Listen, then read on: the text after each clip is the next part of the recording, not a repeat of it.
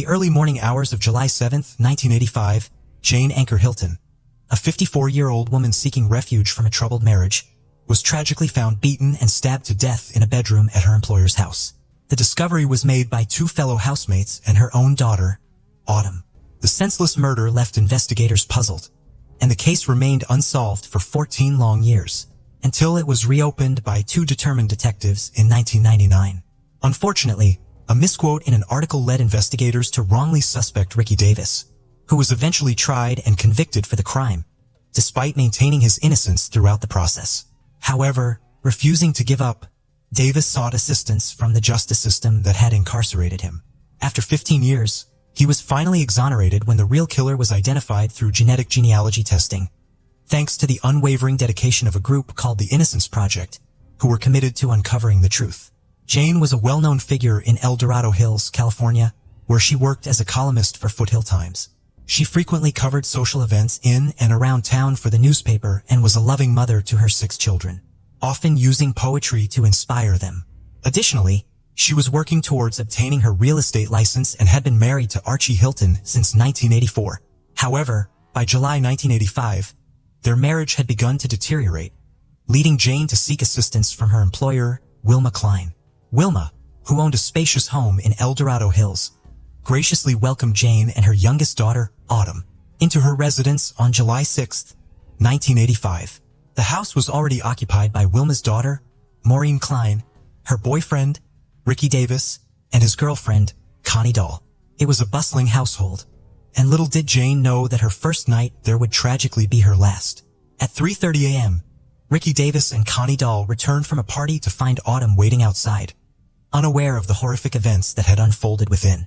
She informed them that she had returned home late and was worried that her mother would be upset.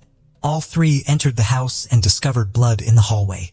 As they entered Maureen's room, they found Jane Hilton's lifeless body covered in blood on the bed. Maureen and her boyfriend were away on a camping trip at the time. Ricky and Connie immediately called 911, but unfortunately Jane was pronounced dead at the scene. The investigators started interviewing those who were close to Jane to gather more information. Archie Hilton, Jane's estranged husband, was questioned and provided detectives with an alibi and DNA evidence. Despite being a suspect due to their troubled relationship, Archie claimed that there was no animosity between them. After being cleared, the case went cold. Ricky Davis and Connie Dahl mentioned to investigators that they returned home in the early morning to find Autumn waiting outside. Upon entering, they discovered blood in the hallway leading to Jane's room where they found her lifeless body. They suspected that an intruder might have been responsible for the tragic incident.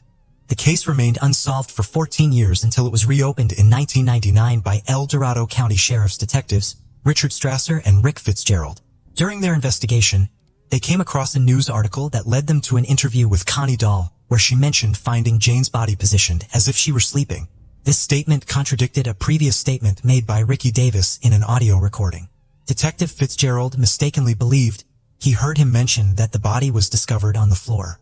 At that time, Dahl was serving a prison sentence in Oregon for unrelated charges. Detectives brought her in for questioning and initiated a 3-hour interrogation. Initially, Dahl stuck to her original account. However, over the next 18 months, she underwent 4 interrogations. Detectives were found to have employed tactics that could lead to a false confession. Dahl was coerced into incriminating Davis and Jane's daughter, Autumn, in the murder. She was threatened with a murder charge. The condition that she cooperated, she would receive a reduced sentence for manslaughter and serve only a year. Detective Strasser and Fitzgerald informed Dahl that DNA evidence would be used to track the suspect. In reality, no DNA evidence was introduced into the case during that time. Testing had not been conducted on the DNA recovered from the crime scene. By displaying crime scene photos and utilizing details from the crime, such as the bite mark on Jane's shoulder, investigators fed her the information they desired. Throughout, the 4 interviews began to crack. She started to recall details from the crime, enabling her to fabricate an entirely different version of events from the night of the murder. In one interview, Dahl claimed that Autumn was present during Jane's murder and got sprayed with blood. In another, she admitted to being the one who bit Jane on the shoulder. Dahl alleged that the murder began with an argument between Davis and Jane. She claimed that Davis wanted Autumn to accompany them to a party. When Jane refused, Davis flew into a rage, resulting in Jane's death. Her narrative evolved to align with the information provided. However, she could not recall the murder weapon or its eventual location. Dahl had accused her ex-boyfriend Davis of Jane Hilton's murder, making him the primary suspect. Ricky Davis and Autumn were interviewed separately after Connie Dahl confessed to the crime. Both Davis and Autumn maintained their original versions of events. Detectives attempted to deceive Davis by falsely claiming that Autumn had also implicated him in the murder. However, Autumn informed the detectives that she had no reason to protect Davis. Despite the detectives' efforts to manipulate them by threatening culpability, Davis and Autumn remained steadfast in their accounts. As a result, the detectives relied on Dahl's confession to apprehend Davis. Dahl was offered a plea bargain in exchange for testifying against Davis during his trial. The first trial ended in a mistrial, but Davis was eventually convicted in 2005 during his second trial. Dahl took the witness stand and recounted her struggle with Jane, accidentally biting her on the shoulder. She stated that she left the scene while Davis continued the brutal assault. Hearing the victim's pleas and gurgling, Davis was sentenced to 16 years in prison for second-degree murder solely based on Dahl's testimony. Dahl, on the other hand, received a lesser charge of manslaughter and served a one-year sentence in the county jail. Tragically, Dahl passed away in 2014 due to a drug overdose. Meanwhile, Davis persisted in proclaiming his innocence and sought assistance from the Northern California Innocence Project in 2006. He reached out to them in the hopes of proving his wrongful conviction.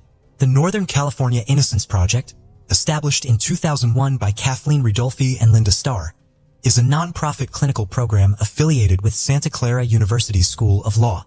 Upon Davis's contact with the project, his case underwent a comprehensive re-examination.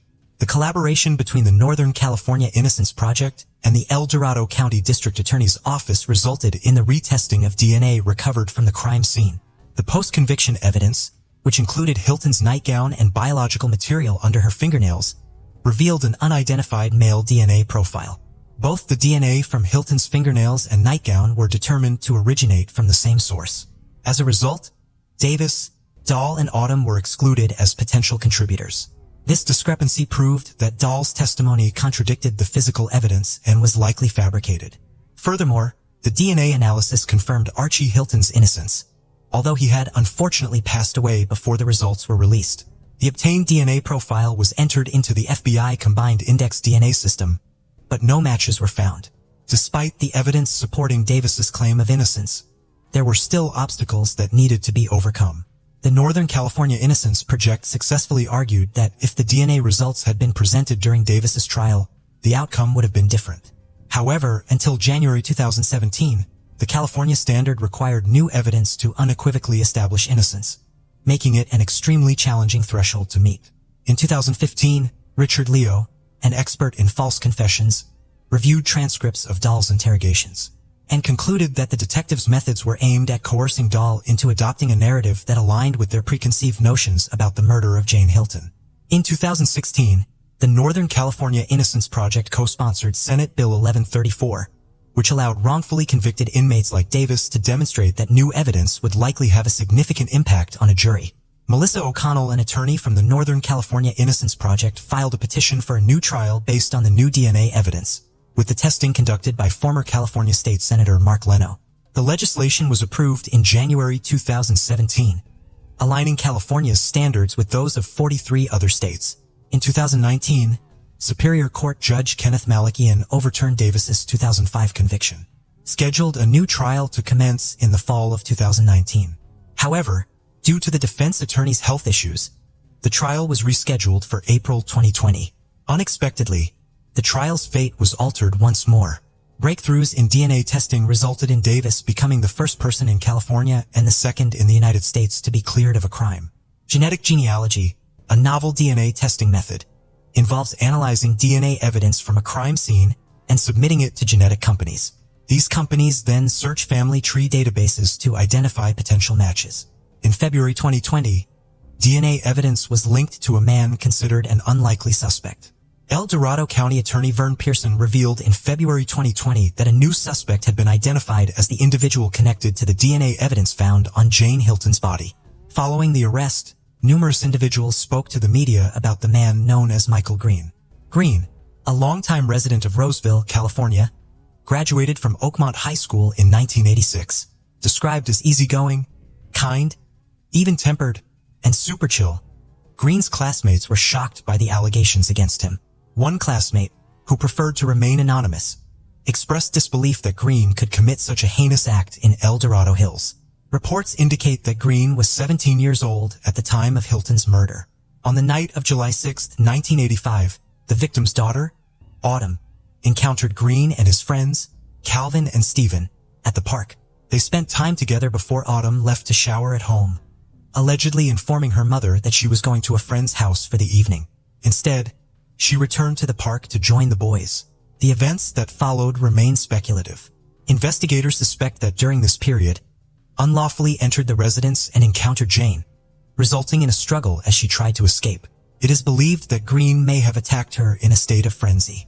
Subsequently, Davis, Dahl, and Autumn discovered Jane's lifeless body upon their return home. Prior to and following the murder, Green had no prior criminal convictions, leading to the assumption that he had lived a normal life, until DNA evidence linked him to this horrific crime. The other two boys who were with Green were located shortly after his arrest. Unfortunately, Calvin had passed away some time ago while Stephen was found and interviewed the day after the arrest. Stephen was treated as a witness rather than a participant. Green was apprehended on February 11, 2020, and due to his status as a teenager at the time of the offense, he made his initial appearance in a juvenile court on February 19, 2020. District Attorney Pearson explained that, procedurally, the court had to follow certain steps within the juvenile justice system. Consequently, was granted a transfer to be tried as an adult. He endured a 2.5-year wait before his trial commenced. On July 29, 2022, Green entered a plea of no contest, thereby waiving his right to a jury trial. This plea meant that he would face a charge of first-degree murder without the opportunity to challenge the plea or its consequences. The sentencing date was scheduled for September 27, 2022, with Judge Suzanne Kingsbury presiding over the proceedings. During the sentencing, Dr. Elizabeth Kaufman, an esteemed professor in psychological science education, was called upon to provide expert testimony on adolescent development. Dr. Kaufman's research shed light on the unique emotional and cognitive needs of adolescents, particularly during the late adolescent stage. This stage is characterized by an individual's ability to comprehend right from wrong, albeit with diminished impulse control. The defense presented multiple witnesses from Green's past, some of whom maintained relationships with him well into adulthood. Each witness was questioned about their changed opinion of him following his confession. All witnesses expressed shock upon learning that he was responsible for Hilton's murder. Those who knew him in different capacities described him as cheerful, popular, humorous, and affectionate. These descriptors were used both before and after the tragic event. Green's ex-wife Karen Green stated, "There's simply no malice in Mike." Following the witness testimonies, each of Jane Hilton's children delivered their victim impact statements. They all detailed the irreparable loss caused by Green to their family. Heather Purvis McConnell, one of Jane's daughters, expressed, "The reasons behind it and the alternate life I could have had will haunt me forever." Artie the Brandon, Hilton's fourth child, shared, "I cherished my mother and I assume Michael cherishes his mother as well. I wonder how he would feel or what he would say to the person who brutally attacked your mother 29 times.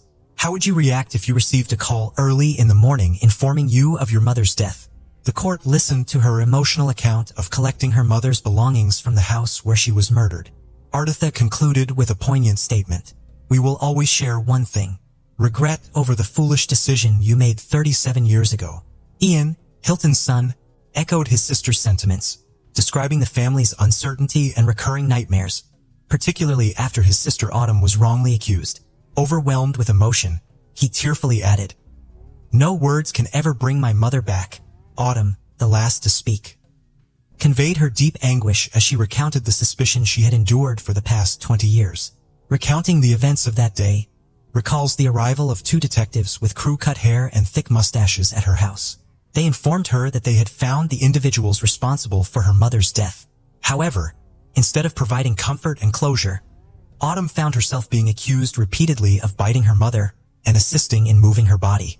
It was at that moment that Autumn realized the severity of the situation and uttered the word, "lawyer," to protect herself from further intimidation by the investigators.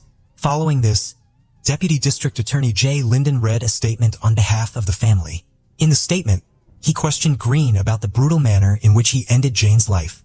Lyndon highlighted the numerous wounds on her head and face, mentioning Green's own admission of kicking her jaw and biting her shoulder. He emphasized that Green's actions not only took Jane's life, but also shattered the lives of many others. Lyndon further asked Green if he had ever considered who Jane truly was, pointing out her accomplishments and the love she had for her children. During the closing arguments, Margaret Husher, Green's defense attorney, argued that he was unable to control his actions due to his adolescent state of mind at the time. She stressed that he did not comprehend the wrongfulness of his actions. Husher based her argument on the testimony of expert witness Dr. Kaufman. She pleaded with the court to show mercy, citing various penal codes and court rules. However, Judge Kingsbury intervened, firmly stating that probation was not an option and effectively silencing any further defense comments. In response, Lyndon expressed gratitude to the court and condemned the application for probation as offensive. He believed that granting probation would be allowing Green to escape the consequences of his actions once again after already evading justice for 37 years. Judge Kingsbury acknowledged the numerous arguments surrounding adolescent development in murder cases but did not entertain the idea of probation. She noted that after her 26 years on the bench, Jane Hilton's murder was the most brutal case she had encountered. Prior to delivering the sentence, Kingsbury humbly asked the family for forgiveness for the pain they had endured. Despite not being initially assigned to the case, she expressed her hope for the family's healing, as it would have been their mother's desire. Kingsbury then advised Green to utilize all available resources within the California Department of Rehabilitation. In conclusion, she emphasized to Green that he held the answers to the questions posed by the people. By doing so, it could potentially impact his parole outcome positively. Kingsbury highlighted that she had received positive feedback about Green from his friends, indicating his potential and the positive aspects of his character. She also mentioned that he was young enough to have a chance at a productive life upon release. Green was sentenced to 15 years to life and was remanded to the El Dorado County Jail with subsequent transfer to the California Department of Rehabilitation. The decision on restitution will be made following further deliberation by the court. Davis was released on February 13, 2020 and planned to celebrate with his family over pizza. His attorney, Melissa O'Connell, mentioned that he would be eligible for over $750,000 in state compensation for the wrongful conviction. While this amount was substantial enough for him to reintegrate into society and start anew, O'Connell acknowledged that it could never fully compensate for the lost years of freedom. Davis proceeded to file a lawsuit against the state seeking damages for the period from May 21, 2002 to February 13, 2020, amounting to $18 million. The lawsuit named El Dorado County, along with former detectives Richard Strasser, Rick Fitzgerald, Bill Wilson, deceased being sued through his estate, and Larry Hennig. Additionally, Sheriff's Office pathologist Dr. Robert Anthony was included in the complaint. Reports from the Village Life newspaper indicated that Davis was homeless post-release. The lawsuit remains pending as of now.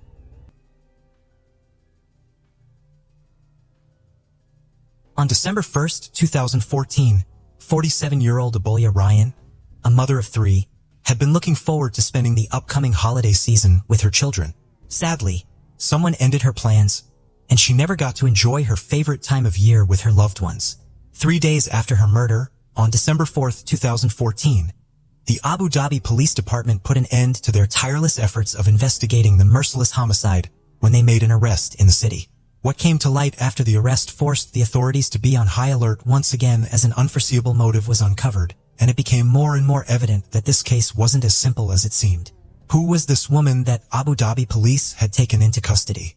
What could she have done that put the investigators in a race against time? The woman who was arrested was 38-year-old Ala Badr Abdullah al-Hashemi. She was a Yemeni-born woman living in the United Arab Emirates with her husband Mohammed al-Habashi al-Hashemi and their 6 children. Ala's eldest child was 10 years old, while her youngest was merely 10 months old when she decided to commit an awful deed. All her kids, young and innocent, were unaware of the wicked schemes that went on inside their mother's head. On Monday, December 1, 2014, Ala set out to bring her plans into action. She put her black gloves on and covered her face with a veiled niqabi, a usually black garment worn by Muslim women to cover their face as part of an interpretation of hijab. Leaving her house just a little before 1 p.m. that same day, headed to the famous boutique mall, which was located on Al Reem Island in Abu Dhabi. Despite knowing that the mall was equipped with fully functioning CCTV cameras and that she was being watched by the security, Ala was completely unbothered. She wouldn't turn back or leave the mall without doing what she had to do. Entered the mall around 1:13 p.m. and took the elevator. Upon exiting the elevator, Ala spoke briefly to a security guard and then headed towards the mall's washroom, where she encountered a 47-year-old woman named Ibolia Ryan. Ala waited for a while, and when Ibolia was alone, Ala struck with full force and stabbed her to death. Moments later, after exiting the washroom, Ala rushed to the lobby once again and hurriedly got into the elevator. It didn't take long for the crowd in the mall to notice what had happened inside the washroom, and as they emerged in the lobby in a state of panic, still processing the gruesome murder that had just taken place, Ala escaped the building. And even though the security at Boutique Mall was usually tight, Ala managed to slip through the hands of the guards. Luckily, all her movements had been captured by the security footage. The mall security informed the Abu Dhabi Police Department of the tragic incident, and as the detectives arrived at the scene, an investigation was launched into the murder. Ibolia Ryan was a Hungarian-American kindergarten teacher who was originally born and brought up in Romania. In 2006, she and her husband Paul Ryan relocated to Sopron, Hungary, along with their daughter Timea and twin sons Adam and Aiden, before subsequently undergoing a divorce. After she had separated from her husband, Ibolia went wherever her work took her. Over the course of the next few years, Ibolia had a diverse teaching career which spanned 4 countries, including the United States, and with Abu Dhabi being her last stop. She had been residing in Abu Dhabi for almost a year, and apart from being a teacher there, she also fulfilled the duties of being a devoted mother to her 11-year-old twin sons who lived with her in their Abu Dhabi home. At the time, Ibolia's 13-year-old daughter Timea was living with her father, Paul, Ibolia's ex-husband, in Vienna, Austria. Ibolia had devoted herself to the realm of education in the United Arab Emirates, and even though she was in a strange land away from home, she settled in quite well. Beyond the conventional scope of her teaching responsibilities, she also undertook the role of mentoring fellow teachers, contributing significantly to the professional growth of her peers. It was also evident through her actions that her main focus was to lead her students toward a better future, and she was widely recognized for her resolute dedication to her profession. Ibolia embodied a sense of purity in this world, serving as a beacon of kindness and compassion. She lived with a profound sense of purpose, consistently striving to create a positive impact and contribute to the betterment of the lives she touched. On December 1st, 2014, as the holiday season was approaching, Ibolia had planned to go shopping at the Boutique Mall and then head home to her twins. But little did she know that fate had different plans for her. During the initial stages of the investigation, authorities faced considerable difficulty in ascertaining the identity of the suspect, who remained completely concealed from head to toe. This also led them to consider the possibility that the perpetrator might be a male masquerading in disguise. A couple of days after the tragic murder of Ibolia, specifically on December 3rd, 2014, Abu Dhabi police issued a public statement indicating that efforts were still underway to determine the identity and gender of the suspect. And although there were many people who saw the killer, none of them could provide any distinctive details such as facial features or build about the suspect, because of the fully enveloping attire consisting of a BIA, black gloves, and a face cover. The Abu Dhabi Security Media Department further shared more information by uploading a video on its official YouTube channel. This footage, featuring CCTV recordings, portrayed the killer labeled as the Reem Island Ghost. The video showcased the reactions of the people present at the scene during the heinous act.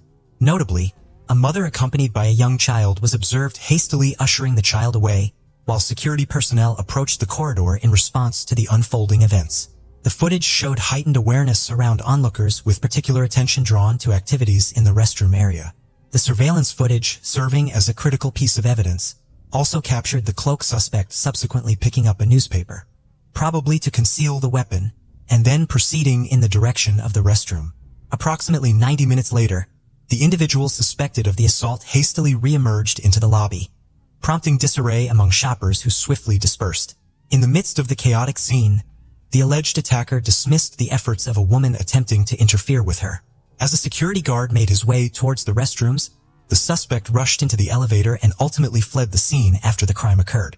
The tape concluded by revealing a distressing visual. A trail of bloody footprints originating from one of the restroom stalls gave a glimpse of the violent and gruesome nature of the crime. Law enforcement officials reported that the unfortunate victim, Ibolia, met a tragic end through fatal stabbing. Detectives also discovered a kitchen knife at the crime scene and confirmed that it was the murder weapon. Questioning the witnesses, the detectives learned that prior to the murder, The two women had also gotten into a heated argument. But it wasn't clear to any of the detectives whether the attack on Ibolia was planned, or was it just the result of an overly heated argument. The surveillance footage, as well as the official police reports, provided a detailed account of the suspect. Following the commission of the initial crime, the Nikobe suspect was seen returning to her vehicle and eventually exiting the scene. Shockingly, detectives learned that the suspect had then proceeded to a residential building situated in the Abu Dhabi Corniche, where once again, an unsettling sequence of events unfolded. The security cameras at this location captured the suspect's movement and showed her walking into the building holding a small black suitcase. She proceeded toward the apartment of a 46-year-old Egyptian-American doctor who was only identified as MH. The doctor lived there with his wife and 3 kids. She left the suitcase near their residence and exited the building. Compellingly, the police video revealed more details about the suspect. In the video, detectives were able to see the presence of blood on the suspect's steering wheel and the black suitcase, identical to the one she allegedly carried to the doctor's apartment. This chilling visual evidence added another layer of complexity to the unfolding narrative, highlighting the gravity of the suspect's actions as she went from one crime scene to the next. Fortunately, the doctor's son spotted the suitcase in the evening while going to the mosque to pray. He saw something strange in front of the house and told his family. They called a security guard for help and he contacted the police. The police were able to confirm that it was a bomb and defuse it just in time before it could explode. The security guard mentioned that a woman with gloves had come to the house just minutes before the incident. She was dragging a black suitcase. He added that she went to the floor where the doctor's family lived and a few minutes later quickly left the building. According to detectives, the homemade bomb was made using basic materials which were easily available in the market. The bomb was made up of a small gas cylinder, a lighter, glue and nails meant to cause severe injuries when the bomb went off. While the detectives kept the investigation going to identify the killer, they kept their progress and measures under wraps, not sharing many details about the case. On the morning of Thursday, December 4, 2014, Abu Dhabi police caught the person responsible for the crime. The killer was identified as 38-year-old Ala Badir Abdullah al-Hashemi.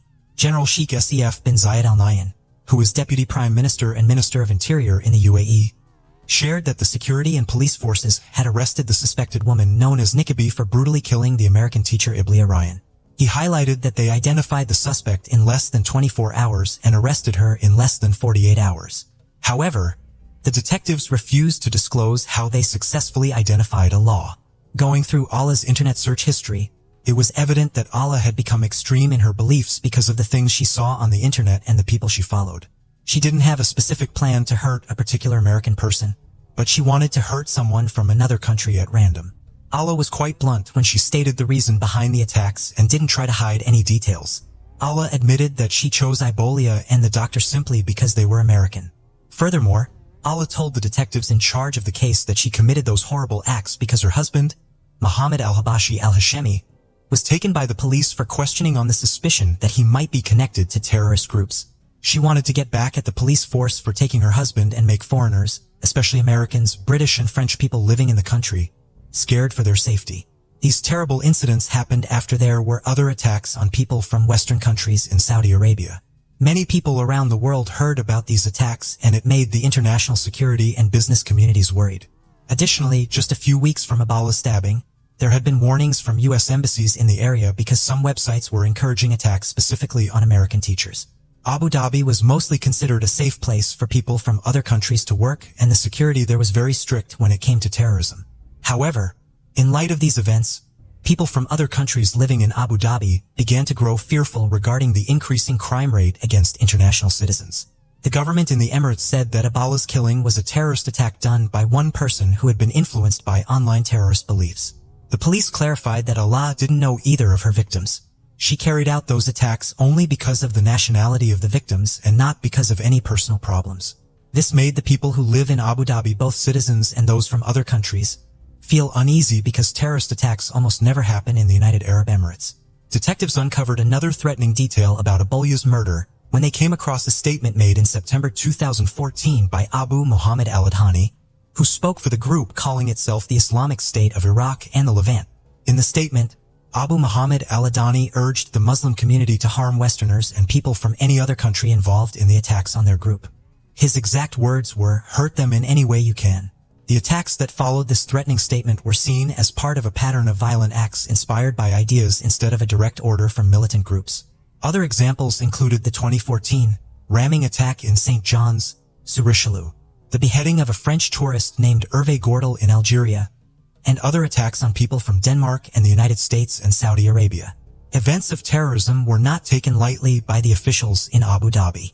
A good chunk of the city's functioning relied on the work of many people from other countries and on tourism to keep its economy going. To make sure that the violence remained isolated, security authorities sent out a strong message to any other potential terrorists in the UAE, warning them of the dangerous outcomes of any attacks they might be planning. A security official in the UAE, who wasn't named, shared with an Emirates news agency called WAM that just before the attack, Allah had been surfing through terrorist websites on the internet, and it was through these websites that she learned how to make explosives and carry out a murder. The detectives were also keen on exploring the possibility that Allah was not working alone. The police talked to ABC News and said they arrested some other people at Allah's house, but they weren't certain whether these people were involved in the attack or not. Allah told the investigators that her husband, Mohammed al-Habashi al-Hashemi, used to support militant groups. He made her watch and listen to recordings of leaders from groups like Osama bin Laden. Her house was said to be like a base of operations, but it wasn't clear if she was part of any groups. Upon further investigation, it was discovered that Allah was also found guilty of using an online account to share information that mocked and harmed the country. As the news channels covered the report of Allah's arrest, it was revealed that she was also convicted of sending money to Al-Qaeda, a terrorist organization in Yemen, knowing that it would be used to support terrorist activities. On June 29, 2015, before announcing the verdict, Judge Fala al-Hajari said that the UAE, with Allah's blessings, had been and always will continue to be a safe and stable place. It's an example of people living together in peace and harmony. He mentioned that in recent years, some new criminal methods not seen before in the UAE have been used to scare and hurt people. The goal was to disrupt the country's system and put society in danger by doing harmful things. When there was a threat to the overall stability of the nation, it was important to review and deal with these actions in the strictest way possible. That's why the new anti-terror law was achieved to fight against terrorism and get rid of it. The judge ordered the law enforcement to confiscate all the evidence in Allah's case and to shut down the online account Allah had been using to communicate with terrorist organizations. Later, on June 29, 2015, the Federal Supreme Court in Abu Dhabi sentenced 38-year-old Emirati woman Ala Badir al-Hashemi to death for committing the murder of 47-year-old Ibn Yulia Ryan. Since the ruling was made by the Supreme Court, it could not be appealed. Hence, Ala's fate had been decided. During her trial, Ala requested the court to provide her with psychological help. She said that she had been having strange visions and saw ghost-like people. The court took this into consideration and called for psychiatric tests to be done on Ala. However, the results showed that Ala was well aware of what she did, and her mental state didn't seem to affect her actions when she carried them out. When the court declared the verdict and sentenced Ala surrounded by 4 police officers didn't show any emotion. After leaving the court, she smiled and waved at her father and brother. On July 13, 2015, a Monday morning, Ahmed al-Dahani, Attorney General for the State Security Prosecution, announced that the ruling of the State Security Circuit of the Federal Supreme Court No. 73 of 2015 on the execution of Ala Badr Abdullah had been carried out following the approval of President Khalifa bin Zayed Al Nahyan. However, the officials didn't disclose how Ala was executed. Members of the expatriate community in Dubai held a candlelight vigil in memory of Ibn al-Ras and shared how her tragic death had impacted them. The process of closure for Abolia's family, friends, and the teaching community was difficult. Paul Ryan, Abolia's former husband with whom she had 3 children, shared his views on the verdict as well. A recruitment firm that helped bring Paul Ryan to Abu Dhabi started a fundraising campaign so he could take her body back home and support their children's education.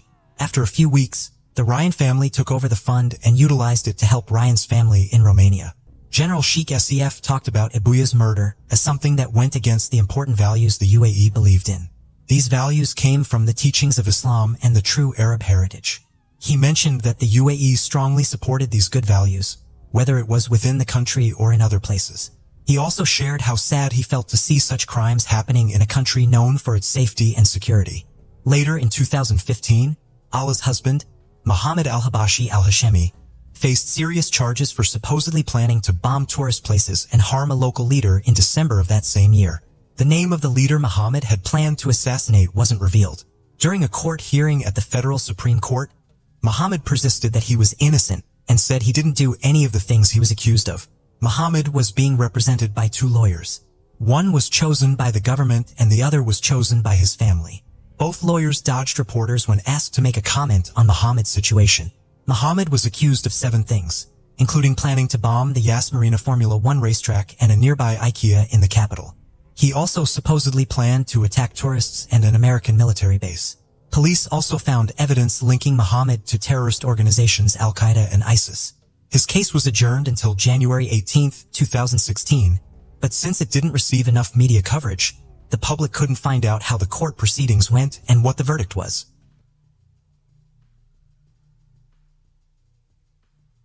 In February 2010, a young man named German Klericki, who was 19 years old, went missing from the city of Arkansas.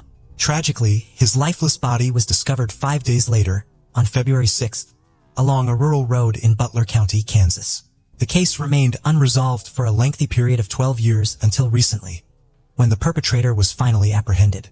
It is indeed a distressing situation to ponder upon the reasons behind the killing of such a young individual. Equally perplexing is the question of why it took so long to solve this cold case. Arkansas City, situated in Cowley County, Kansas, is a remarkable place to reside in. It boasts a picturesque location at the confluence of the Arkansas and Walnut Rivers, making it an ideal spot for nature enthusiasts. The city also serves as a vital railway junction, housing repair shops and functioning as a significant cargo hub. The cost of living in Arkansas City is relatively affordable, and its residents are known for their warm hospitality. Moreover, the city offers a pleasant climate, excellent dining options, and a wide range of entertainment activities to cater to diverse interests. However, it is important to acknowledge that Arkansas City, like any other place, has its share of challenges. Unfortunately, it experiences a higher rate of violent crimes compared to many other areas in the United States, with 7.1 incidents per 1,000 residents. Additionally, it ranks 5th in terms of property crime rates, with a rate of 26.5. These statistics highlight the need for continued efforts to address and reduce crime in the city. Furthermore, it is worth noting that Arkansas City was the backdrop for German Klericki's disappearance in 2010. Born in Buenos Aires, Argentina, German had a close-knit family consisting of his mother, Ana Mariscal, and 3 brothers, Agustin Mariscal, Facundo Martin Rodriguez, and Luciano Rodriguez. After relocating from Argentina to New Jersey with his mother, German eventually settled in Wichita, Kansas, where his brother was employed. He attended Wichita West High School before enrolling at Cowley College in Arkansas City. German, affectionately known as Jersey due to his New Jersey accent, was a young man with his whole life ahead of him. During his time in college, he was romantically involved with Shauna McKee, a Quick Trip gas station employee. According to Shauna, they were living together at the time and had plans to move into a new home soon. A staff member at the college where Clarice studied described him as a gentleman who was driven and ambitious. Despite appearing to have a promising future, tragedy struck unexpectedly. On January 29, 2010, after a conversation about their relationship, German left his flat. Little did Shauna know that this would be their final encounter. For the next 2 days, German's whereabouts remained unknown, prompting his mother to file a missing person report on February 1st when she couldn't reach him. The police immediately initiated a search, and on February 6th his lifeless body was discovered in a culvert east of Augusta, Butler County, Kansas by a woman walking along a rural road. She reported the finding to the authorities after noticing his body near the edge of a bridge in the 8,000 block of Southwest Boyer Road. This location, situated southwest of El Dorado and approximately a 45 to 50-minute drive from German's residence, was extremely rural and difficult to spot. Investigators believe that the person responsible for placing his body there was familiar with the area due to its secluded nature. Sergeant Sharp of the Butler County Sheriff's Office expressed suspicions surrounding the case from the very beginning. One peculiar aspect was the condition of German's shoes. Despite the muddy and dirty surroundings where his body was found, his shoes remained remarkably clean and white. This led investigators to conclude that German was not killed in that specific area, but rather somewhere else, with his body subsequently being disposed of in the isolated muddy track. Upon examining the body, it became evident to the investigators that German had suffered a fatal gunshot wound to the face. However, due to the cold weather during that time of year, the body had not decomposed significantly, making it difficult to determine the exact date and time of death. Based on their estimation, German could have been deceased for approximately 1 to 2 days before being discovered. This revelation puzzled those who knew him well, as he was not the type of person to ignore attempts to reach out to him for such an extended period. Nevertheless, the police's estimation suggested that German may have still been alive as of February 3rd or 4th, indicating that he had intentionally been avoiding contact with others since his absence on January 29th, 2010.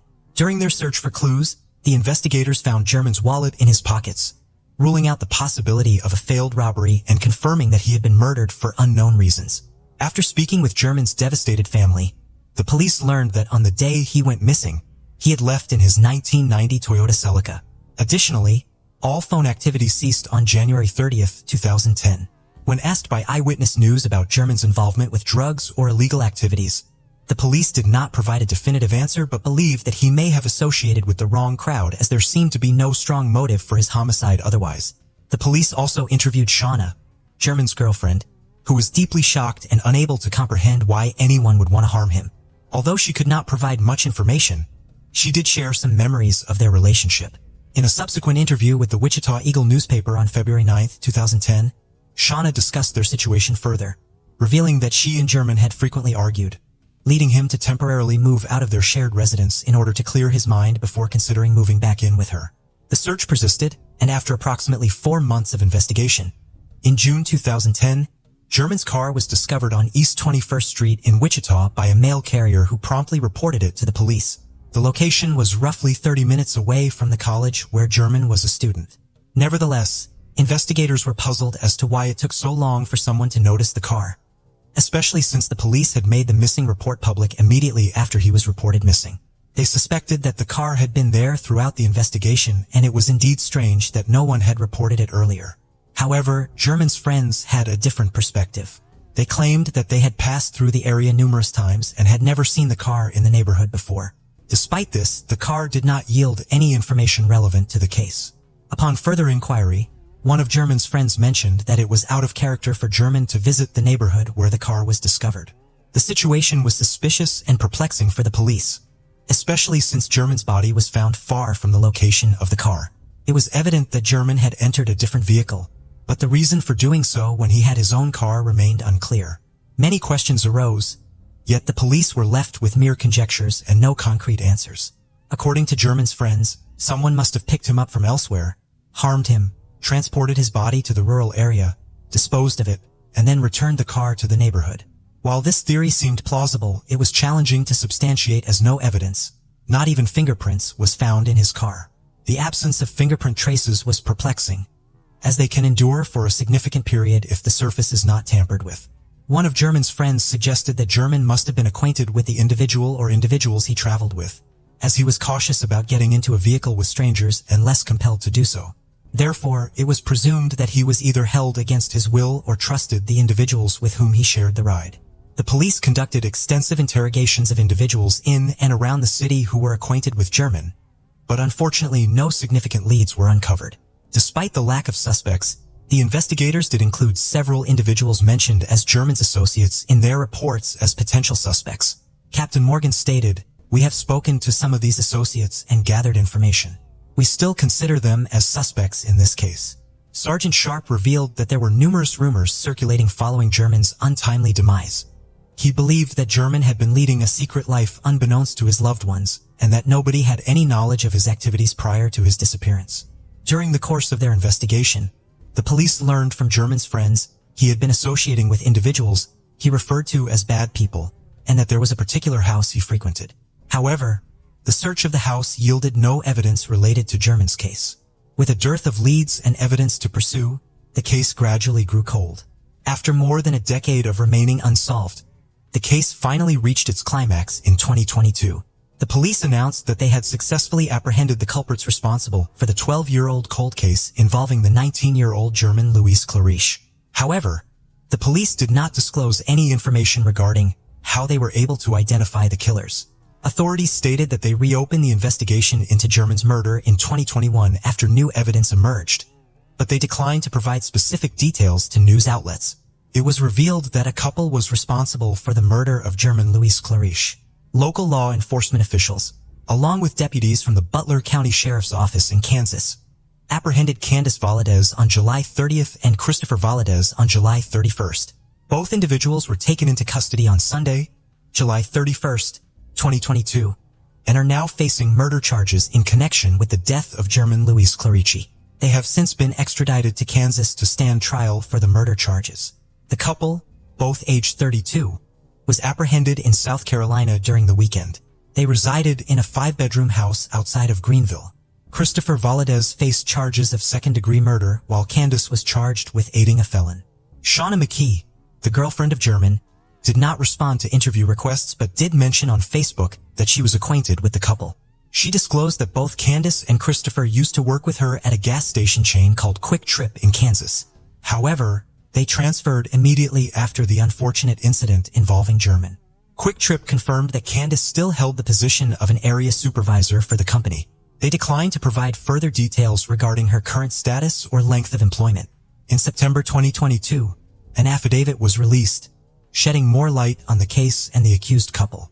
During police interrogation, Christopher Valadez admitted to causing German's death, but claimed it was unintentional. He explained that he accidentally shot German in the face while he was seated on an ottoman.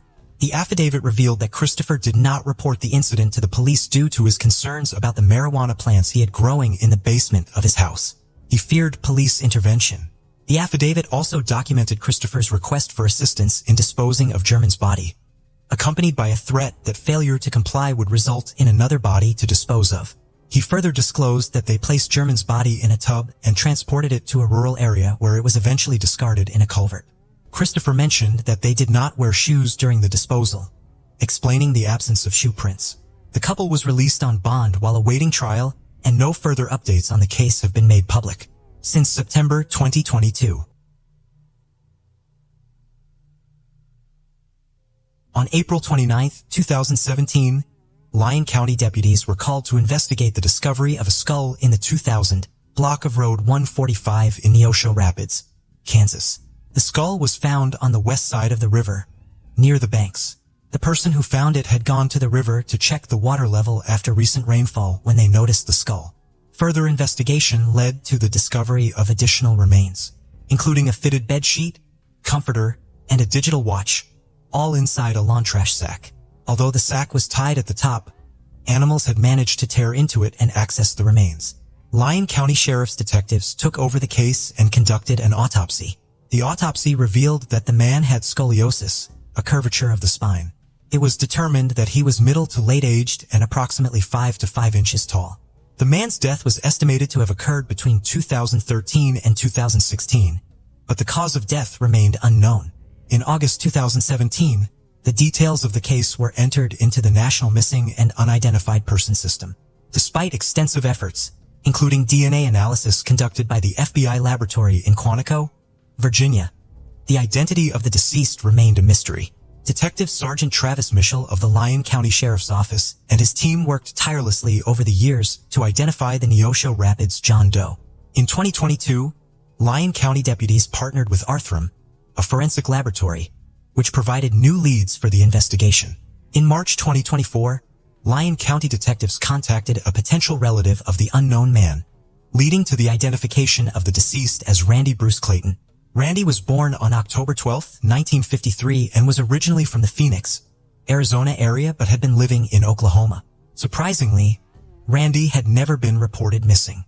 Colby L., Othrum's director of operations, emphasized the significance of maintaining hope. He highlighted the accessibility of technology to aid in resolving cases like this one, pointing out that the primary obstacle currently is funding, which is gradually improving. Colby stressed the importance of advocacy for those who are unable to provide financial support. He emphasized the value of advocating for innovative technologies to assist in bringing closure to such cases. The investigation into Randy's case remains ongoing. Kaylee Ann Poulton was born on September 20, 1989 in Rochester, New York. She was the only child in the family and her parents gave her all their attention and love. When she turned 3, they decided to get divorced and Kaylee stayed with her mom. Her father maintained a good relationship with his ex-wife and visited his daughter all the time. Kaylee's mom, Judy, moved to an apartment complex located in a quiet suburban area of Rochester. Despite her ex-husband helping to take care of their daughter, Judy had some financial difficulties. When Kaylee was 4, her mom took on a part-time job to save up enough money for a trip to Disney World with her daughter the following summer. Judy's job was delivering magazines to customers in her neighborhood. On the evening of May 23, 1994, she was getting ready for her shift, sitting at home placing leaflets into the magazines before heading out to deliver them. Around 6:45 p.m., Kaylee asked to go out for a walk. It was a beautiful sunny evening outside and she wanted to ride her bicycle. Judy looked outside and saw that there were plenty of other kids playing in the yard, so she agreed to let her daughter go out for a few minutes. She told her to stay within the yard and Kaylee ran out onto the street with her bicycle. Judy had only a few minutes left to finish with the leaflets. After that, she planned to deliver the magazines and take Kaylee to McDonald's. Once she was done, she grabbed the magazines and took them to the car, planning to call Kaylee back home. But when Judy stepped outside, her daughter was nowhere to be found. Judy searched the area, calling out her daughter's name, but there was no response. She walked around the yard and then began to explore the complex grounds, but Kaylee was nowhere to be seen. The absence of the familiar creaking noise from her bicycle's wheels added to Judy's growing panic. Despite her cries attracting the attention of the neighbors, none of them had seen Kaylee since she was playing in the yard with other children. As the realization of Kaylee's disappearance sank in, the neighbors joined the search, but their efforts proved fruitless. The complex, surrounded by trees and a fence, seemed like an unlikely place for Kaylee to have wandered off on her own. Judy, fearing the worst, made the decision to contact the police. Within minutes, officers arrived and initiated a thorough search, enlisting the help of firefighters and canine units. Door-to-door searches were conducted, with the police focusing on the complex's residents as potential suspects if this was an abduction case. The residents cooperated willingly, allowing the police access to their apartments. However, despite their efforts, Kaylee and her bicycle remained elusive, leaving everyone concerned and desperate for answers. The search continued throughout the night, and at approximately 4 a.m. the case underwent a reclassification, now being treated as a kidnapping. A specialized unit took charge, and the detectives inquired with Judy about potential individuals in their lives who might harbor ill intentions towards them. They specifically inquired about Kaylee's father. Judy dismissed any possibility of his involvement as he had no conceivable motive to abduct his own daughter. The detectives then proceeded to ask if any residents within the complex had displayed peculiar or suspicious behavior. Judy shared an observation regarding a 22-year-old man named Mark who had recently moved into the complex with his wife and young son, aged 1.5. According to Judy, Mark's conduct appeared highly unusual and even alarming, had encountered each other a few times in the yard and engaged in casual conversations. On one occasion, he remarked on her daughter's beauty. Although Judy had received similar compliments in the past, the manner in which Mark expressed it struck her as peculiar. Furthermore, he made an even more unsettling statement, claiming to have been observing all the young girls in the complex, singling out Kaylee as the most attractive. Naturally, these words raised significant suspicion in the mother's mind. Consequently, she made an effort to avoid any further interaction with Mark, although they occasionally crossed paths in the yard. On one occasion, he posed a deeply concerning question to Judy, inquiring whether Kaylee would inform her if someone attempted to touch her. Judy responded affirmatively and promptly left the yard, deeming such inquiries highly suspicious. Prior to these conversations with Mark, Kaylee used to play with his son on the playground. However, since then, Judy prohibited her daughter from being in close proximity to him, even under her supervision. During her conversation with the detectives, Judy recollected another detail. A few minutes after she had ventured outside to search for her daughter, she spotted Mark in the yard, accompanying his son to the playground. She approached him and asked if he had seen Kaylee, to which he replied in the negative. Judy observed something peculiar, but in that moment she didn't give it much attention as her mind was consumed with fear for her daughter. She noticed that his sneakers were missing shoelaces. The detectives made the decision to interrogate Mark and brought him in for questioning. He denied any involvement in Kaylee's vanishing and even consented to undergo a polygraph test. The examiner did not detect any deceptive responses leading to Mark's release. Furthermore, Judy herself essentially provided him with an alibi as she witnessed him at the playground with his son during the exact time she was searching for her daughter. The police also conducted a search of his apartment in the early stages of the investigation, but they did not discover Kaylee's bicycle or the girl herself. Consequently, Mark ceased to be considered a suspect and the detectives continued their inquiry. With no viable leads, they began to investigate Judy for potential involvement in her daughter's disappearance. Judy understood that this was a standard procedure and cooperated by answering all their questions repeatedly. However, the fact that the police, lacking other suspects, were dedicating so much time to her only intensified her anguish. News about Kaylee's disappearance soon spread through local media, as well as billboards and flyers across the city. The police received an abundance of tips, surpassing 1,000 in number, and investigators promptly followed up on each one. Unfortunately, all of them turned out to be dead ends, resulting in the case going cold for several months. Despite the lack of progress, Judy never lost hope of finding her daughter alive. She resigned from her job and devoted all her time to the search. She diligently printed and distributed flyers, reached out to various media outlets, and did everything possible to keep the case in the public's consciousness. Some compassionate individuals also joined her cause, assisting not only with flyer distribution but also managing to raise $100,000 as a reward for any valuable information regarding Kaylee's disappearance. Judy's efforts to find her daughter didn't go unnoticed. She managed to gain national attention for the case, appearing on the Oprah Winfrey Show and having the information about Kaylee's disappearance featured on a popular TV show dedicated to unsolved crimes.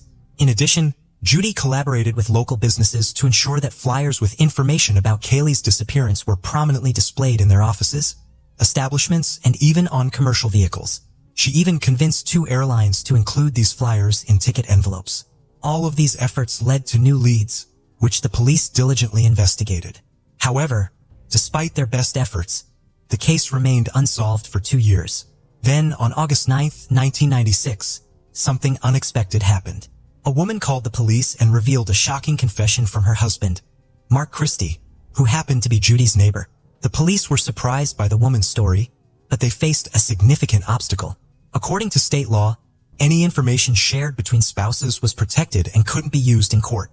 This meant that even if Mark's confession was true, the police couldn't arrest or question him based on it.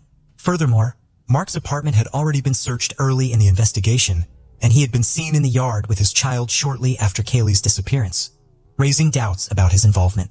Despite these challenges, Detective Croft, who had listened to Mark's wife's story, decided to speak with him. He discovered that the man and his family had left Kaylee's complex shortly after her disappearance following serious allegations. It was revealed that Mark had been accused by the parents of 2 girls for being naked in his doorway, visible to all. Although no investigation was carried out due to the fact that he was technically in his own home, the detective found the situation highly suspicious.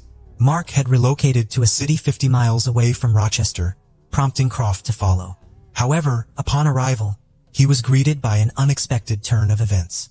Instead of Mark, his mother answered the door and informed Croft that her son would only speak to the police in the presence of a lawyer whom they had already contacted. It appeared that Mark had been informed about his wife's call to the authorities, leading Croft to realize his limited options. Since any confession made to his spouse could not be used in court, Mark's attorney could easily prevent the police from questioning him, allowing Mark to avoid prosecution. Nevertheless, Croft was not prepared to give up just yet. While conversing with Mark's mother, the man himself eventually emerged and the detective successfully persuaded him to answer a few questions regarding Kaylee's case. Croft proposed they continue their discussion over coffee at a nearby restaurant. Surprisingly, Mark agreed, under the condition that the detective would take him to his lawyer afterwards. They settled at a nearby Italian restaurant, where Croft engaged in light conversation with Mark, avoiding any form of coercion. This approach proved effective as Mark eventually opened up. He expressed remorse for his actions towards Kaylee, admitting that her disappearance had weighed heavily on his conscience for the past 2 years. He confessed that he was tormented by constant reminders of Kaylee in the media and on flyers, her face haunting him wherever he went. Croft proceeded with caution, being mindful not to startle Mark with too much pressure. Despite their long history together since the beginning of the investigation, Croft knew that this conversation was crucial. He sensed that Mark took pride in outsmarting the police and avoiding consequences. To leverage this, Croft decided to stroke Mark's ego by acknowledging his successful deception of the entire investigative team. This tactic proved effective as Mark, although hesitant to boast, admitted that his method of disposing of the bicycle was indeed clever. Mark offered to share the details but made it clear that he would only discuss the bicycle and nothing more. Croft maintained a gentle and amicable demeanor to keep Mark at ease and extract as much information as possible, assuring him that he could refrain from discussing any topics he wished to avoid. Mark then disclosed that Kaylee's bicycle had been concealed in his apartment for 3 days following her disappearance. Aware that the police could search any residence without a warrant in cases involving endangered children, Mark exploited a legal loophole. He dismantled the bicycle and concealed its parts in various locations around his apartment that were obviously too small to accommodate a child. Some pieces were wrapped in clothing and stashed in closets, while others were placed in small bags and transported to his car. Mark then disposed of the parts gradually, taking them far away from his residence. Although police officers were stationed at the complex exit scrutinizing vehicles, they were solely focused on locating the missing girl, overlooking the inconspicuous small bags. Detective Croft realized that Mark's detailed account provided a significant opportunity to elicit a full confession. He started to explain to him that maybe Kaylee's death wasn't his fault. It was a tragic accident. Mark inquired about the potential sentence he could receive, to which Croft suggested it would likely be around 25 years. Mark expressed his belief that it would be unjust to spend half his life in prison, away from his family. He mentioned that he had been going through his own personal hell for the past 2 years, which should be taken into consideration during sentencing. Despite the lack of logic in Mark's words, Croft persisted with his approach and advised Mark to alleviate his suffering by revealing the truth. Mark agreed to confess, but only after consulting with a lawyer. The detective acknowledged that no attorney would advise their client to confess without evidence against them. He informed Mark that in such a scenario, Kaylee's parents would never know the truth about their daughter's fate. Mark then disclosed she didn't suffer. Sensing Mark's readiness to come clean, the detective urged him to do the right thing for himself, his family, and his faith. Mark finally admitted to strangling Kaylee, emphasizing that he had not harmed her in any other way. He recounted how Kaylee had visited his apartment that evening to play with his young son. Mark took her bike to the kitchen to avoid attracting attention, knowing that Kaylee's mother wouldn't approve of her being there. Kaylee went upstairs to the children's room where she interacted with the child. When Judy called out for her daughter from the yard, Mark panicked. Upon realizing that the girl's mother would be furious about him letting her into his house without permission, Mark made his way to the children's room and strangled Kaylee with his bare hands. Detective Croft harbored doubts about certain aspects of the narrative. It appeared more plausible that Mark enticed Kaylee into his apartment under the guise of playing with his son, exploiting his wife's absence at work. It was possible that he attempted to assault her, and upon hearing Judy's voice, he panicked at the thought of Kaylee revealing the truth. The detective recalled Judy spotting him outside in laceless sneakers, indicating their potential use in the crime. This suggested premeditation, as he would have had time to remove the laces. Mark seemed to be downplaying the severity of his actions by altering details, but Croft knew that voicing his suspicions might prompt Mark to clam up about the body's whereabouts. To extract crucial information, the detective played along, listening to Mark's account. Mark claimed to have left Kaylee's body in the kitchen after the murder, taking his son outside to establish an alibi. He intentionally made himself visible to Judy in the yard to dispel any doubts. Amid the chaos of the search for Kaylee, Mark placed her body in a laundry basket, concealing it with clothes. Subsequently, he moved the basket to his car trunk, unnoticed amidst the commotion. Taking his son along, Mark drove to his workplace as a security guard. Mark's story didn't end there. Despite being sentenced to a minimum of 25 years in prison for the murder, Mark's lawyer was able to negotiate a deal where his client had the kidnapping charges dropped. This meant that Mark would only face punishment for the murder. However, the repercussions of his actions continued to haunt him. 2 years later, the police decided to revisit the case. They went to Mark's workplace and opened the tank where he had disposed of Kaylee's body. To their surprise, they found that the victim's body was still inside.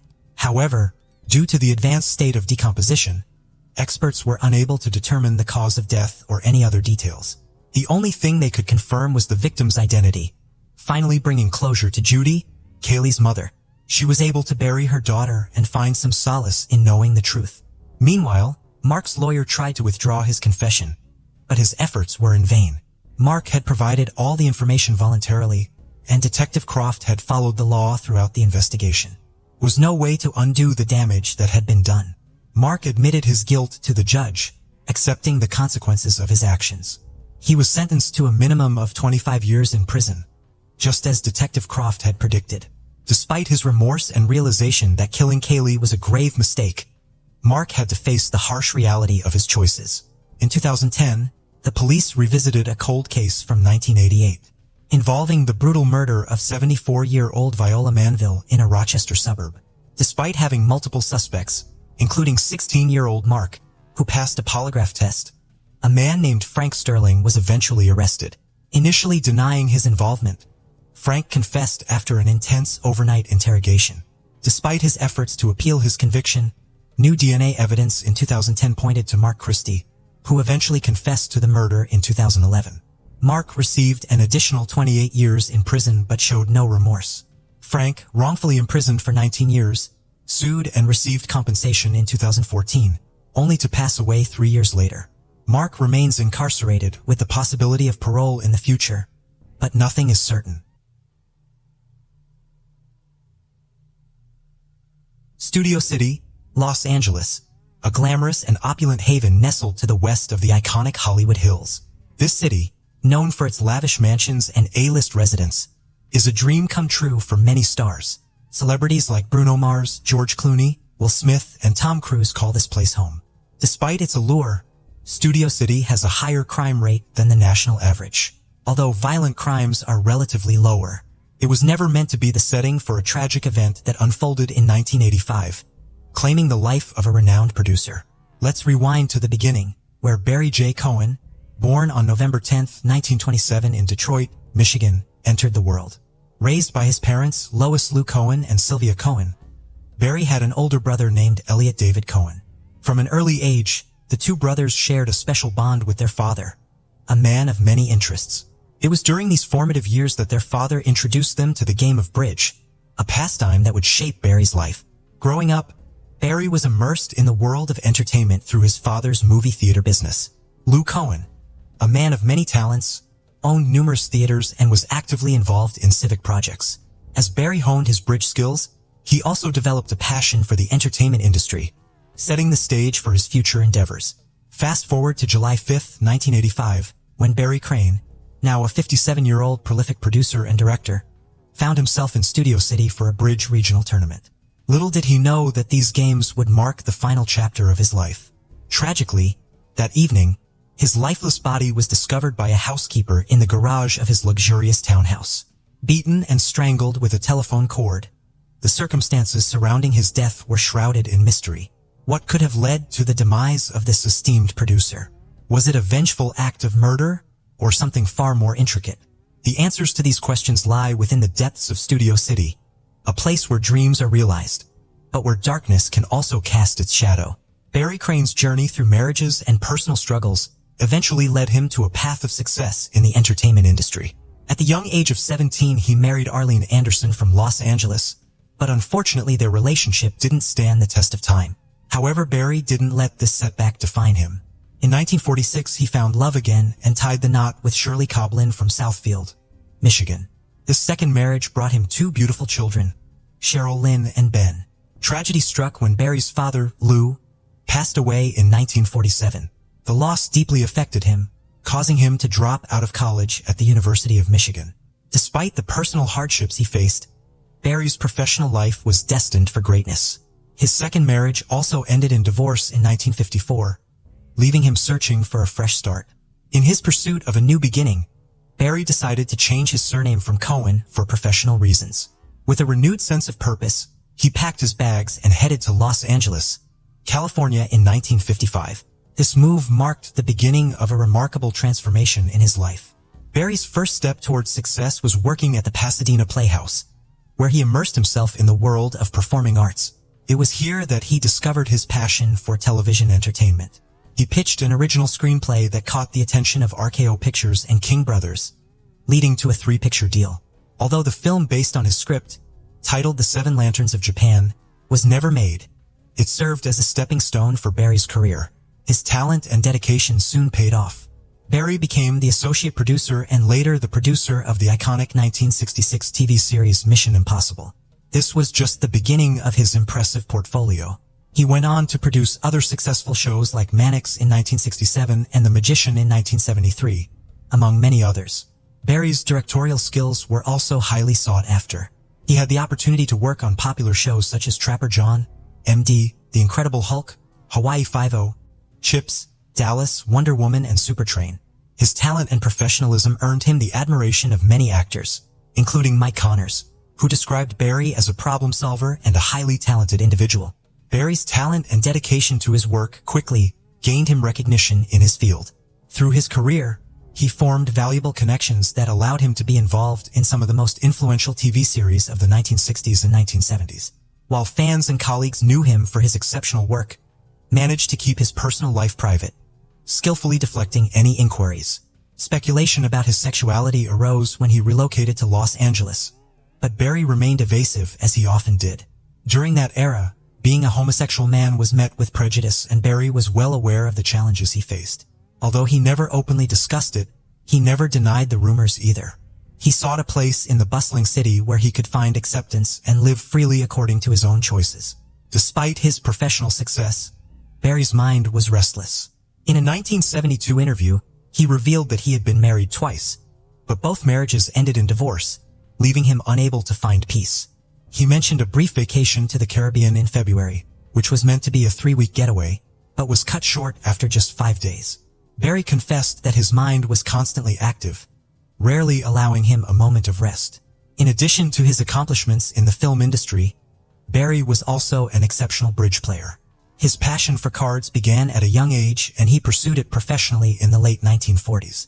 Even as he made his mark in television, Barry's love for bridge never diminished. He often engaged in competitive games with fellow actor Peter Graves during breaks on set. Notably, he achieved the prestigious McKenney Award at the age of 25, an honor named after the esteemed William McKenney, Executive Secretary of the American Contract Bridge League. Barry Crane, a legendary figure in the world of bridge, was a force to be reckoned with. His dominance in tournament play earned him numerous accolades and the respect of his peers. For an impressive 30 years, Barry either challenged or emerged victorious in the competition for the award given to the player in North America with the most master points in a calendar year. Throughout his lifetime, Barry's achievements were nothing short of remarkable. He claimed the prestigious McKenney Trophy on 6 occasions in the years 1952, 1967, 1971, 1973, 1975, and 1978. Additionally, he secured the Mott Smith Trophy twice, the Asbury Trophy 4 times, the Stoddard Memorial Trophy once, and the IBPA Award for Best Personality in 1985. Barry's prowess in bridge extended beyond these accolades as he became a 15-time North American champion and a Grand Life Master in the American Contract Bridge League. Even after his passing in 1985, Barry's legacy continued to shine brightly. He held the record for the highest number of master points in bridge history until 1991, when it was finally surpassed by Paul Soloway. In recognition of Barry's remarkable contributions, the American Contract Bridge League renamed the award for the highest bridge master points in a year to the Barry Crane Trophy in 1995, a decade after his death. Furthermore, Barry was honored with induction into the American Contract Bridge League Hall of Fame. Beyond his achievements in bridge, Barry was known for his amiable nature and was highly regarded by his colleagues in both the TV industry and his bridge career. One individual who shared a close bond with him was his bridge partner, Carrie Schumann. Together, they formed an exceptional team, winning the World Mixed Pairs title in 1978 at a bridge competition held in New Orleans. Barry's aggressive gameplay combined with Carrie's strategic defense made them one of the most formidable duos in the history of the game. Barry's talents extended beyond the bridge table, as he found success as a producer and director in the television industry. His iconic TV series from the 1960s and 70s propelled him to stardom. His opulent house in Studio City and white Cadillac El Dorado were symbols of his growing success in Hollywood. In the early 1980s, some of his final projects included directing episodes of Flamingo Road, 7 Brides for 7 Brothers, The Powers of Matthew Starr, and the movie Conquest of the Earth, which was the third and final installment of the Battlestar Galactica trilogy. Fast forward to July 1985, Barry was in Pasadena for a Bridge Week regional tournament at the Pasadena Convention Center. He was all set to win with his team and even played a pair game with Billy Miller, a Silver Life Master and Bridge Bulletin columnist. On the 4th of July, 1985, Barry invited Miller and his ex-wife to dinner but excused himself upon arrival, claiming he wasn't feeling well. The next day, July 5th, Barry was nowhere to be found at the tournament center, causing a stir among the players. Carrie Schumann, Barry's trusted teammate, stepped in to fill his spot. While Barry's team was excelling in the tournament, Barry was at home on Colfax Avenue, supposedly enjoying his holiday. Little did anyone know, that evening would take a dark turn. Around 3 p.m., Barry was discovered dead in his garage by his housekeeper, Elizabeth. His body was wrapped in black plastic, tied with a telephone cord and surrounded by blood with his Cadillac parked nearby. The police were called and an investigation into his murder began. Reports suggested that Barry was first beaten in his bedroom and then strangled with a telephone cord before being moved to the garage. It appeared to be a crime of revenge. Barry's life was abruptly cut short in a chilling murder case that left everyone baffled. The fact that all of his belongings, from his wallet to his TV, were left untouched indicated that this was not a simple robbery gone wrong. The police were at a loss, unable to identify the murderer, and as time passed the case grew colder and colder. Initially there were suspicions that Barry's sexuality may have played a role in his tragic demise, but no leads were found to support this theory. The authorities even questioned individuals in the movie and bridge industries, but they hit a dead end with no clear suspect in sight. The devastating loss of Barry left his loved ones heartbroken and shattered. However, a glimmer of hope emerged when a fingerprint was discovered on a ceramic statue found on Barry's bedroom floor, the very object used to strike him down. This lone piece of evidence became the focal point of the investigation. Unfortunately, without a match, the case was put on hold, leaving it unsolved for over 3 decades. But in 2006, with advancements in technology, the Los Angeles Police Department decided to reopen the case. The fingerprints were sent for testing, and after years of waiting, a breakthrough finally occurred. On May 9, 2019, the cold case detectives arrested Edwin Jerry Hyatt, a 52-year-old truck driver from North Carolina based on a positive fingerprint match. Edwin had a troubled past with a criminal history involving auto theft, assault, and drug abuse. Initially, he denied any connection to Barry, but eventually confessed to the murder. According to Edwin's statement, he had known Barry since the early 80s and had occasionally done yard work for him. On the fateful day of the murder, Barry had allegedly invited Edwin to his home. Edwin claimed that Barry made a sexual advance towards him, sparking a violent altercation that tragically ended in Barry's death. Edwin was charged with the murder of Barry Crane and was extradited to California to face justice. Finally, after more than 3 decades of uncertainty, Barry's friends and family found closure. The arrest of Edwin brought a sense of justice that had eluded them for so long. Barry's memory lives on as a talented producer, director, and bridge player, and his story serves as a poignant reminder of the unwavering pursuit of justice. Between 1996 and 1997, 3 young women vanished one after another in the affluent suburb of Claremont, Perth. Sarah Spears, Jane Rimmer, and Sierra Glennon, aged 18, 23, and 27 respectively, disappeared without a trace, sparking a mystery that would soon reveal a much darker truth. The question arose, were these disappearances connected? What really happened to these young women? Claremont, situated in the western part of Perth, is bordered by Airline Street to the south, Alfred Road to the north, Lock Street and Bay Road to the east, and Sterling Highway, Congdon Street, and Sterling Road to the west. While predominantly residential, Claremont also boasts a prominent shopping center along Sterling Highway and the Claremont Showground in the eastern part of Lake Claremont. Additionally, the Claremont Showground and Claremont Oval, home to the Lake Claremont Football Club, can be found here. Sterling Highway is home to a bustling commercial district, particularly in the St. Quentin's Avenue area, where various bars are also located. Notably, the Claremont Hotel on the Terrace and the Bayview Hotel are prominent establishments in the area. It is at the Bayview Hotel where one of Australia's most chilling cases unfolded between 1996 and 1997. Sarah Spears, born on September 12, 1977, grew up in a rural area of Western Australia. Her father, Don Spears, worked as a shearing contractor based in Darkin, a town in the state's wheat belt. When their children reached high school age, the Spears, like many other rural families, sent them to boarding school in Perth. Sarah eventually enrolled in Iona Presentation College, located in Mossman Park. After completing her education, she pursued secretarial school and secured a receptionist position at an engineering firm in Subiaco. In 1996, Jane Rimmer was living in a South Perth flat with her eldest sister, Amanda. They had a close bond, just like Jane had with her parents. Jane was born on October 12, 1972. to Trevor Rimmer and Jenny Rimmer.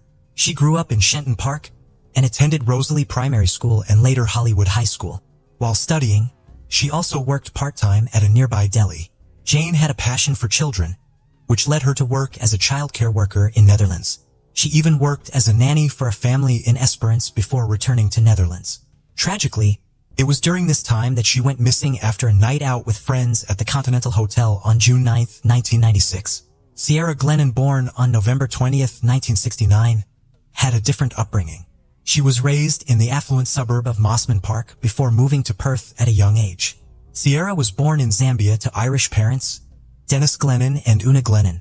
After graduating from University of Western Australia with degrees in law and Japanese in 1992, she secured a highly sought-after internship at the prestigious legal firm Blake Dawson Waldron, started working there in early 1993. Described by her father as resourceful, resilient, and strong-willed, Ciara was known for her passion and great sense of humor. On March 15, 1997, she disappeared from Claremont. The backdrop of this case began on January 27, 1996, when Sarah Spears left Club Bayview in Claremont after a fun night out with friends. At 2:06 a.m., she made a call from a public phone booth to request a taxi to Mosman Park. However, when the taxi arrived at 2:09 a.m., Sarah was nowhere to be found.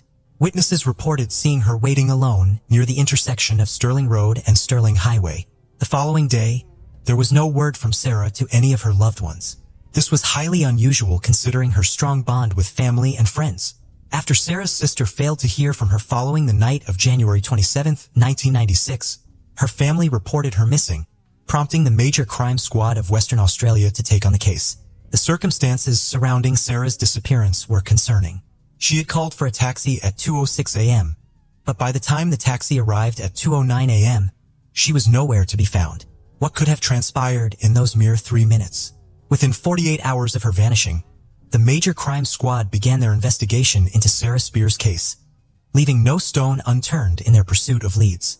They were desperate for any information that could provide an update or shed light on Sarah's disappearance. Unfortunately, their efforts yielded no results. Sarah remained missing, and her case gradually grew cold, leaving the crime department without any leads to follow.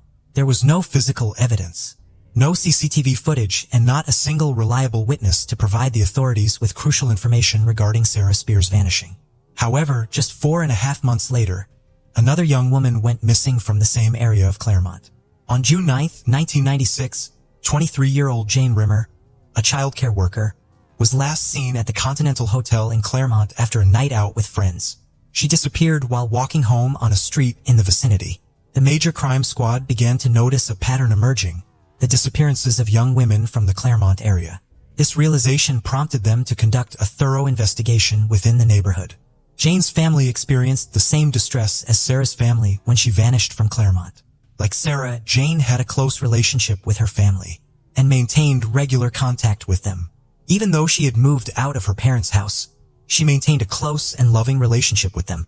Every weekend, she would return to her family's home to enjoy Sunday lunch together. Jane's parents adored her, and their affection was evident in her personality. The Major Crime Squad was diligently searching for any potential leads, including eyewitnesses and taxi drivers, may have had contact with or witnessed anything related to the case. Up until August 3, 1996, the disappearance of these two young women remained a perplexing missing persons case in Claremont. However, everything changed when Jane's body was discovered by a family in a wooded area just 40 kilometers away from Claremont on that fateful day. The Van Rolta Evans family stumbled upon the grim sight while driving through the semi-rural land in Wellard, located about 40 kilometers south of Perth. Tammy Van Rolta Evans, the mother, ventured down a bush path while her children played nearby, captivated by the sight of the largest death lily she had ever seen. As she admired the flower, she noticed a pair of feet and, upon further investigation, discovered Jane's naked body concealed behind branches. The Major Crime Squad was immediately notified, and a large team swiftly arrived at the scene, retrieved the body for autopsy, and launched a thorough investigation. The discovery of Jane's body marked a significant turning point in the case. In the hopes of finding any clues that could lead to the killer, the area where her body was found underwent meticulous examination. Detective Paul Ferguson, who was leading the case at the time, expressed optimism that these findings might provide valuable information in locating Sarah. Pathwest pathologist Clive Cook confirmed that Jane's death was indeed a murder, as a deep wound from a sharp object was discovered on her throat, along with defensive wounds indicating that she had fought back against her assailant. Furthermore, despite the severe decomposition of the body, the forensic department could not find any evidence of sexual assault. To investigate the case, the Western Australian police formed the Macro Task Force. They found a telecom knife less than a kilometer away from the crime scene on Woolcott Road, which turned out to be the murder weapon. On the night Jane was killed, two couples residing in Wellard reported hearing a lady screaming and shouting. Kenneth Mitchell claimed to have seen a car driving off in the direction where Miss Rimmer's body was found after hearing the lady yell, "Leave me alone. Let me out of here." Another couple in the same area remembered hearing cries that abruptly stopped. All these witnesses, evidence, and forensic results pointed towards the use of a sharp tool, most likely a knife, in the murder. However, the evidence didn't confirm the murder weapon yet. Fast forward to March 15, 1997, 9 months after Jane Rimmer's disappearance, another young woman named Sierra Glennon, age 27, went missing from the same area in Claremont while heading home. The Macro Task Force immediately took over the missing persons case. Sierra's father, Dennis Glennon, made an emotional appeal for help to find his daughter, stating that she would fight back due to her upbringing. On April 3, 1997, the body of 27-year-old lawyer Sierra Glennon was discovered partially buried in undergrowth in a bushland area north of Perth, near Pippedini Road in Eglinton, just 19 days after her disappearance. The discovery of Ms. Glennon's body was made through a tiny limestone trail. Former senior pathologist Karen Margolies noted that Ms. Glennon's body was found fully clothed, but her black skirt appeared to have been pushed up around her waist. Sierra Glennon, adorned with an array of jewelry, including a gleaming gold chain bracelet, earrings, a watch, and even a navel ring, met a tragic end. Her life was abruptly halted when an unknown object struck her skull, leaving her momentarily stunned. The wound on her throat mirrored that of Jane Rimmer, connecting the two cases. Forensic analysis revealed that fibers found on both Miss Glennon and Miss Rimmer were identical, further strengthening the link. Additionally, DNA discovered beneath Sierra's fingernails was believed to belong to the killer. Her battered skin and cracked thumbnail hinted at a valiant attempt to defend herself against her assailant. Shocking photographs of the crime scene unveiled a chilling sight: damaged trees with severed branches serving as a macabre burial ground for Miss Glennon. As the investigation unfolded, it became evident that Sierra's disappearance was the handiwork of the same culprit. The Macro Task Force, now driven by desperation, was determined to apprehend the perpetrator and prevent another tragedy. Among the primary suspects, Lance Williams stood out.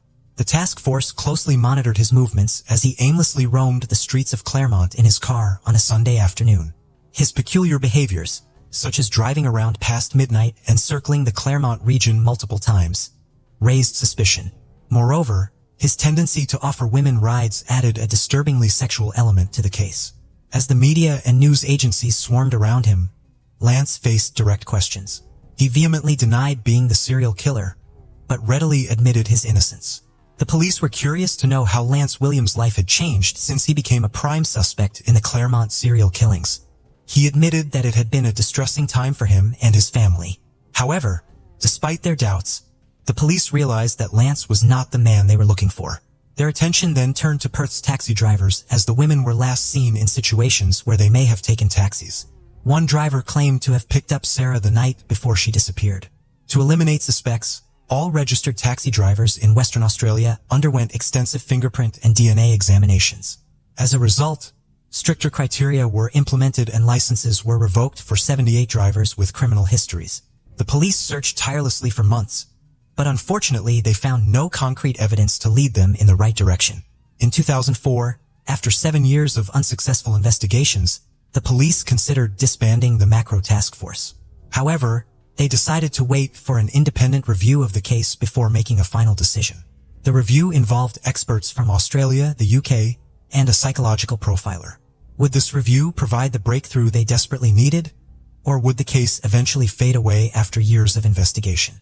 The Special Task Force, with the help of the country's top forensic experts, made a breakthrough in the case when they discovered a crucial piece of evidence.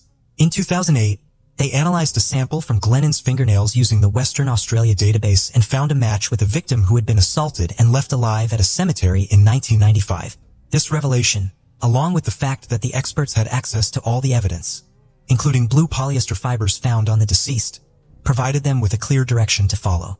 Professor Barkley, the forensic expert on the task force, explained that their goal was to search for connections between previous cases in the Western Australia Police database and the Claremont murders. This review was crucial in uncovering new leads and evidence that had previously been overlooked. The discovery of male DNA beneath Ms. Glennon's fingernails was a major breakthrough in the Claremont case after 12 years. Scientists in a specialized London facility utilized an advanced technique called low copy number analysis, which was not available in Perth at the time, to identify the DNA in 2008. Brendan Chapman, a forensic scientist in Perth and former crime scene investigator, revealed that they used a procedure called polymerase chain reaction to amplify the DNA for more detailed analysis, as they lacked the sensitivity to identify a single copy of DNA. This amplification process resulted in obtaining a DNA profile. In a surprising twist, the DNA sample matched DNA obtained from a teenager who had been kidnapped and assaulted in a park in Claremont's Karrakatta Cemetery in 1995, a year before the killings began. Now they had the suspect's DNA. Detectives meticulously examined cold cases to determine if the murderer had been involved in any previous crimes. In 1988, a horrifying incident took place in a quiet Huntingdale house in southeast Perth. A young 18-year-old girl was attacked while she lay in her bed. This sent shockwaves through the community. The intruder, startled by the girl's cries for help, fled the scene, leaving behind a stolen kimono from a nearby clothing line. Authorities were determined to solve this unsettling case and connect it to another similar attack.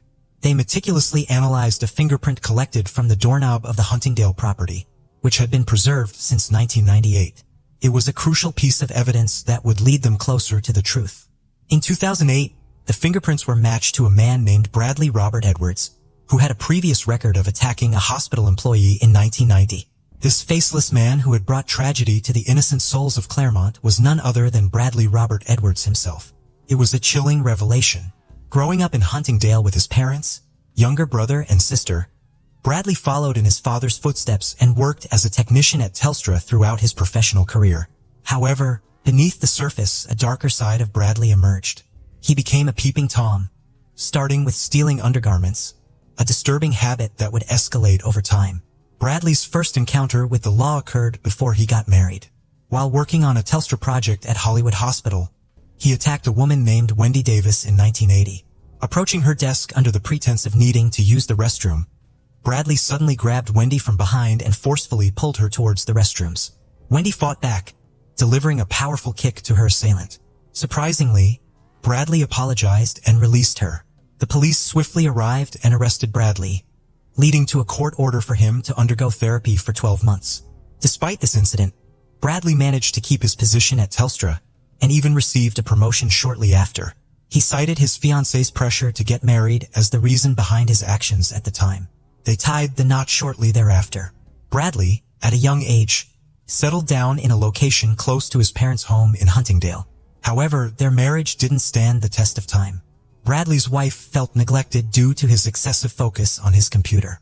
Eventually, she started dating a male friend who moved in to assist with their expenses. In 1996, she left the house with her new boyfriend. Around the same time, Sarah Spears mysteriously disappeared. A few months later, Bradley's ex-wife contacted him to inform him that she was pregnant with her new partner's child. Shortly after that, Jane Rimmer went missing. Sierra's murder occurred when Bradley ended his relationship with a woman he had been seeing in early 1997. The discovery of significant DNA matches prompted an undercover operation to collect Edwards' DNA. During a visit to the movies, he left an empty Sprite bottle outside the theater, which the police swiftly seized for DNA analysis.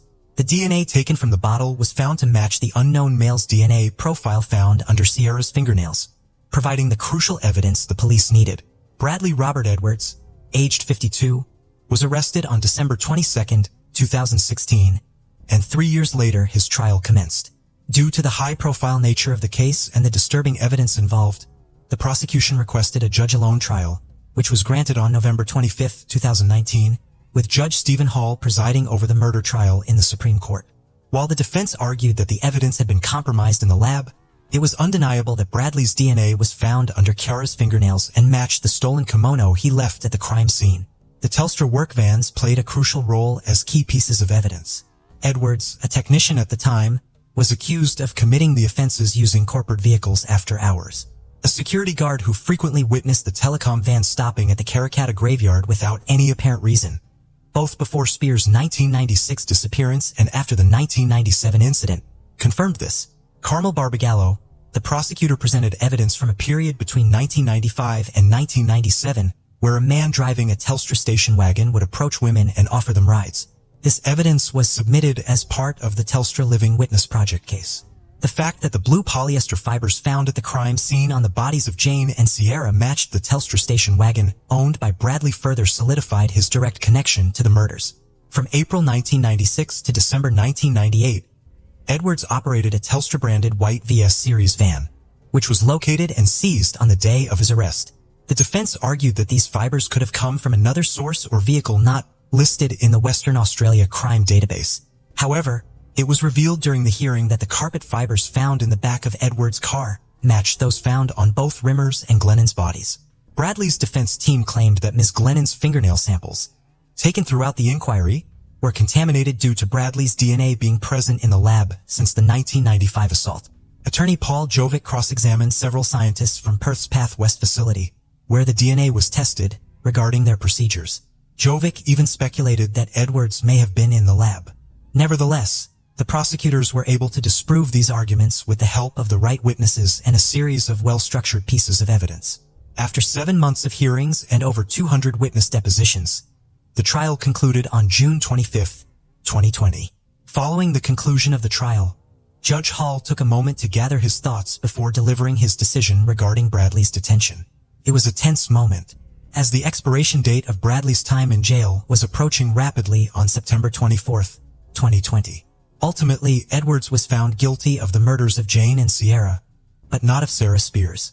In a lengthy 619-page written verdict, Judge Hall expressed that while it was highly likely that Bradley was involved in Sarah's disappearance, there was not enough evidence to directly link him to the crime.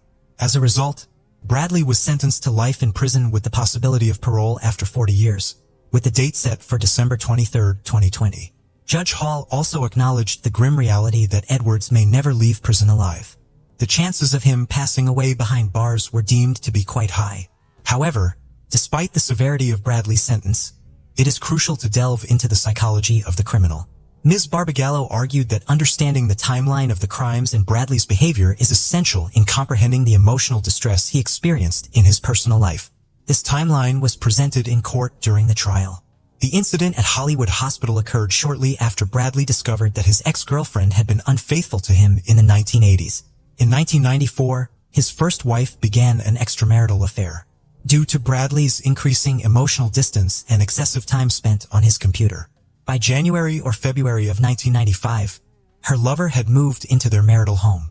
The Karrakatta assault case was reported in the same year, shortly after Sarah Spears' disappearance in 1996. Tragically, just a few days after his wife left him, Jane vanished and was later found murdered. Shortly after this devastating event, Bradley learned that his estranged wife was pregnant with a child, fathered by the same man she had left him for in 1996. In the latter half of 1996, Bradley entered into an intimate relationship with a woman who was significantly older than him. However, this relationship came to an end in March 1997, coinciding with the disappearance and murder of Tiara Glennon.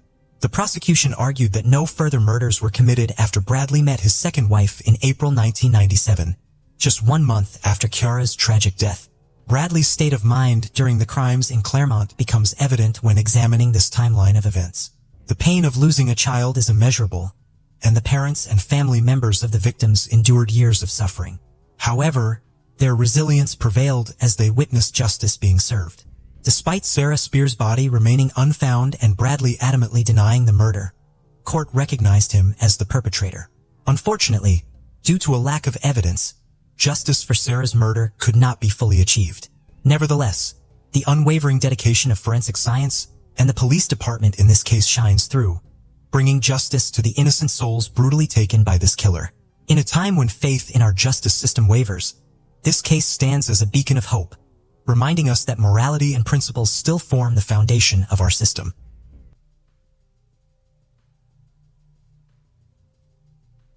Janelle Patton was born on June 30, 1972, in Sydney, Australia.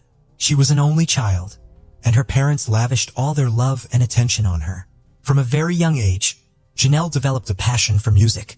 She played both the piano and clarinet and was active in her school's music group. After finishing high school, Janelle went to university to study medicine. But after just a year, she decided to drop out and focus on her career. She got a job at a bank and spent the next few years working her way up.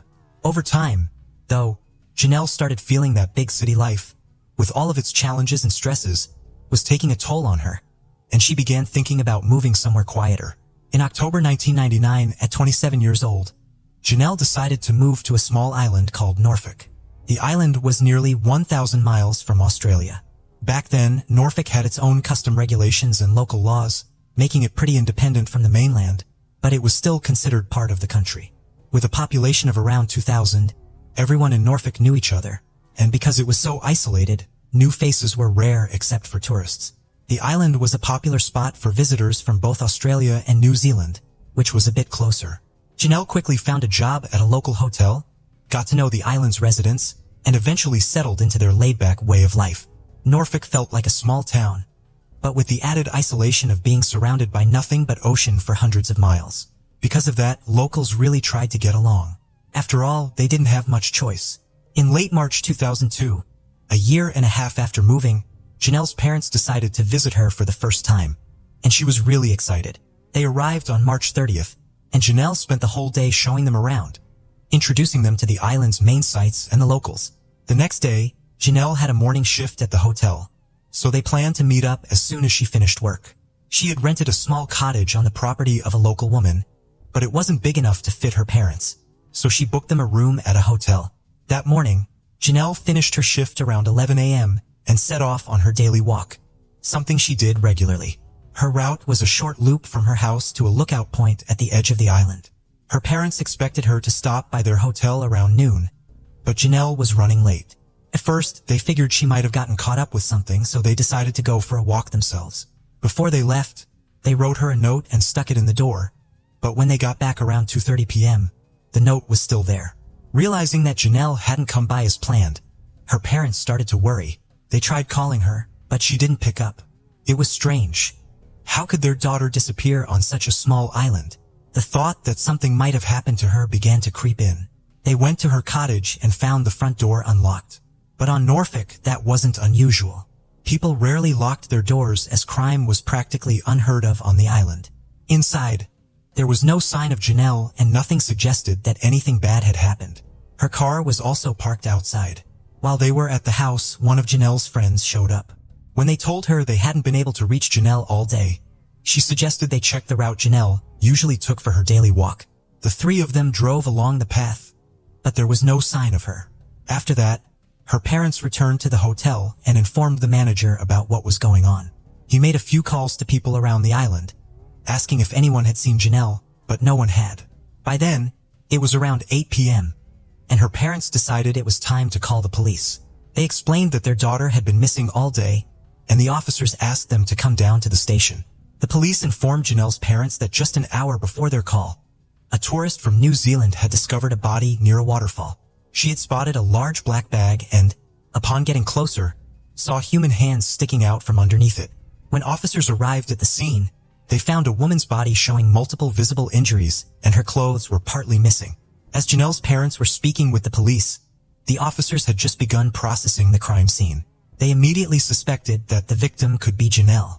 To spare her parents from the trauma of identifying the body, the investigators asked Janelle's neighbor, the woman she rented the cottage from, to come to the scene. When she arrived, she immediately confirmed that the victim was indeed Janelle. The body was handed over to the medical examiners, but based on the initial assessment, it was clear that they were likely dealing with a murder. The news sent shockwaves through the island community.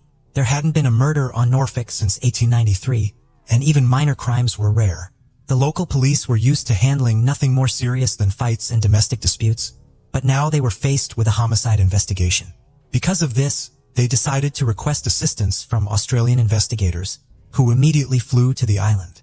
The medical examiners found 64 injuries on Janelle's body, including bruises and cuts likely caused by a sharp object, possibly broken glass.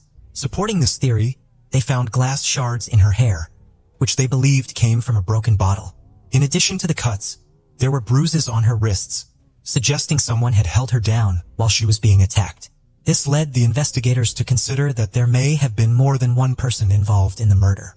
Alongside the cuts from the glass, there were also stab wounds, indicating a knife had been used in the attack as well.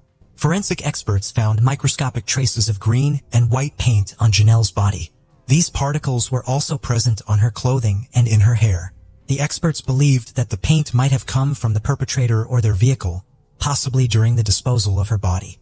Although part of Janelle's clothing was missing, which initially pointed to a possible sexual motive, the forensic team found no signs of sexual assault. However, they did recover a foreign DNA sample from her body, but it belonged to an unidentified female. The investigation was further complicated by the fact that around 3:30 p.m. on the day of the murder, a brief but intense rainstorm swept across the island. This downpour may have washed away crucial evidence, such as footprints, blood, or other biological samples. However, the rain did help establish a timeline. There were puddles in the black plastic sheet covering Janelle's body, indicating that it had been left there before the rain started. This meant that Janelle had likely been dead and lying there for at least 3 hours before she was discovered. While the forensic experts were busy searching for clues, the police began piecing together the final hours of Janelle's life. They discovered that after finishing her shift, Janelle stopped by a store before heading home. Around the same time, her landlord arrived and saw Janelle leaving for her usual walk. About 10 minutes later, another local resident drove past Janelle on the road. The next person to see her lived near the end of that route and spotted Janelle standing next to a white car talking to the driver. According to the witness, she thought there were 2 men in the car, but admitted it was possible there could have been only one.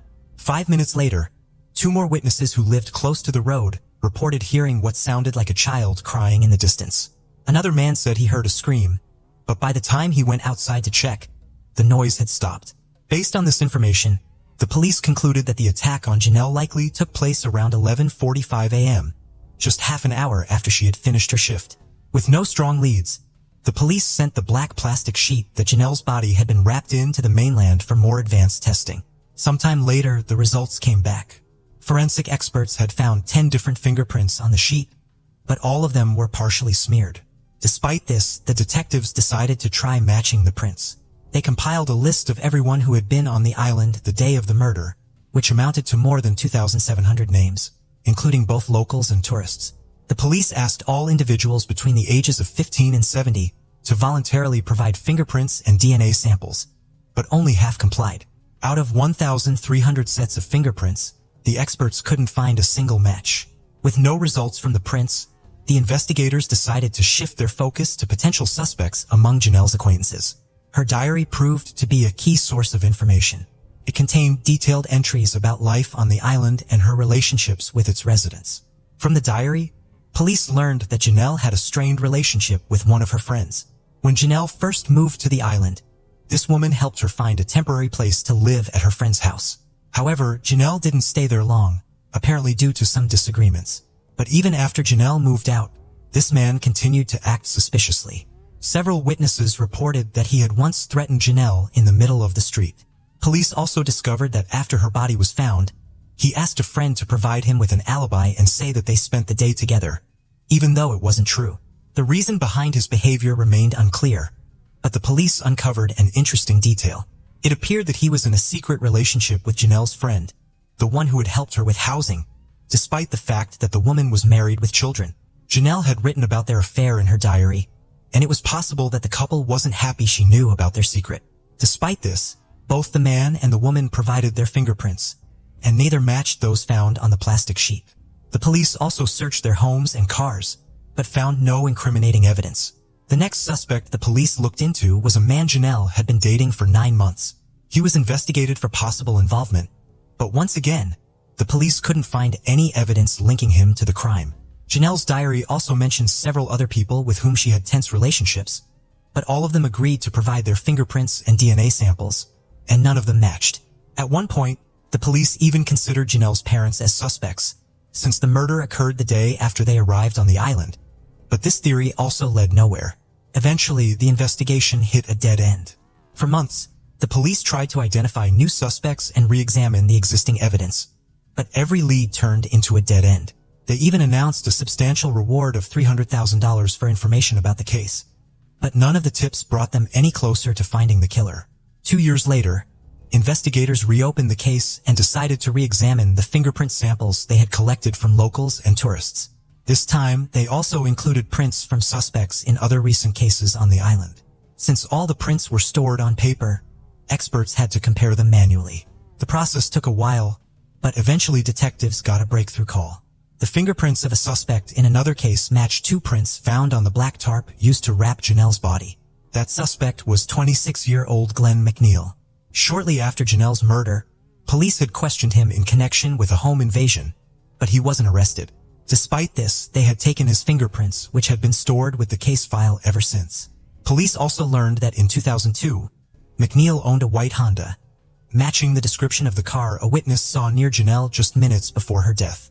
Another curious fact was that McNeil had left the island shortly after the murder. He had moved to Norfolk from New Zealand in 2000 with his wife and worked as a chef, but they later divorced, which also happened around the time of his move from the island. At the time of the investigation, McNeil was living in New Zealand with his new wife and 2 children, which made it difficult for the police to question him.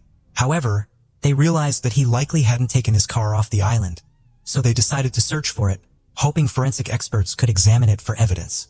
Before long, they found it.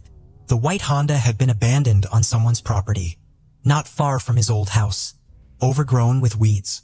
It was handed over to forensics, and investigators got a warrant to search the house where McNeil had lived during his time on the island. When the experts thoroughly examined the car, they discovered traces of white and green paint that matched the paint particles found on Janelle's body. There were also a few glass shards, and similar fragments were found in his former home.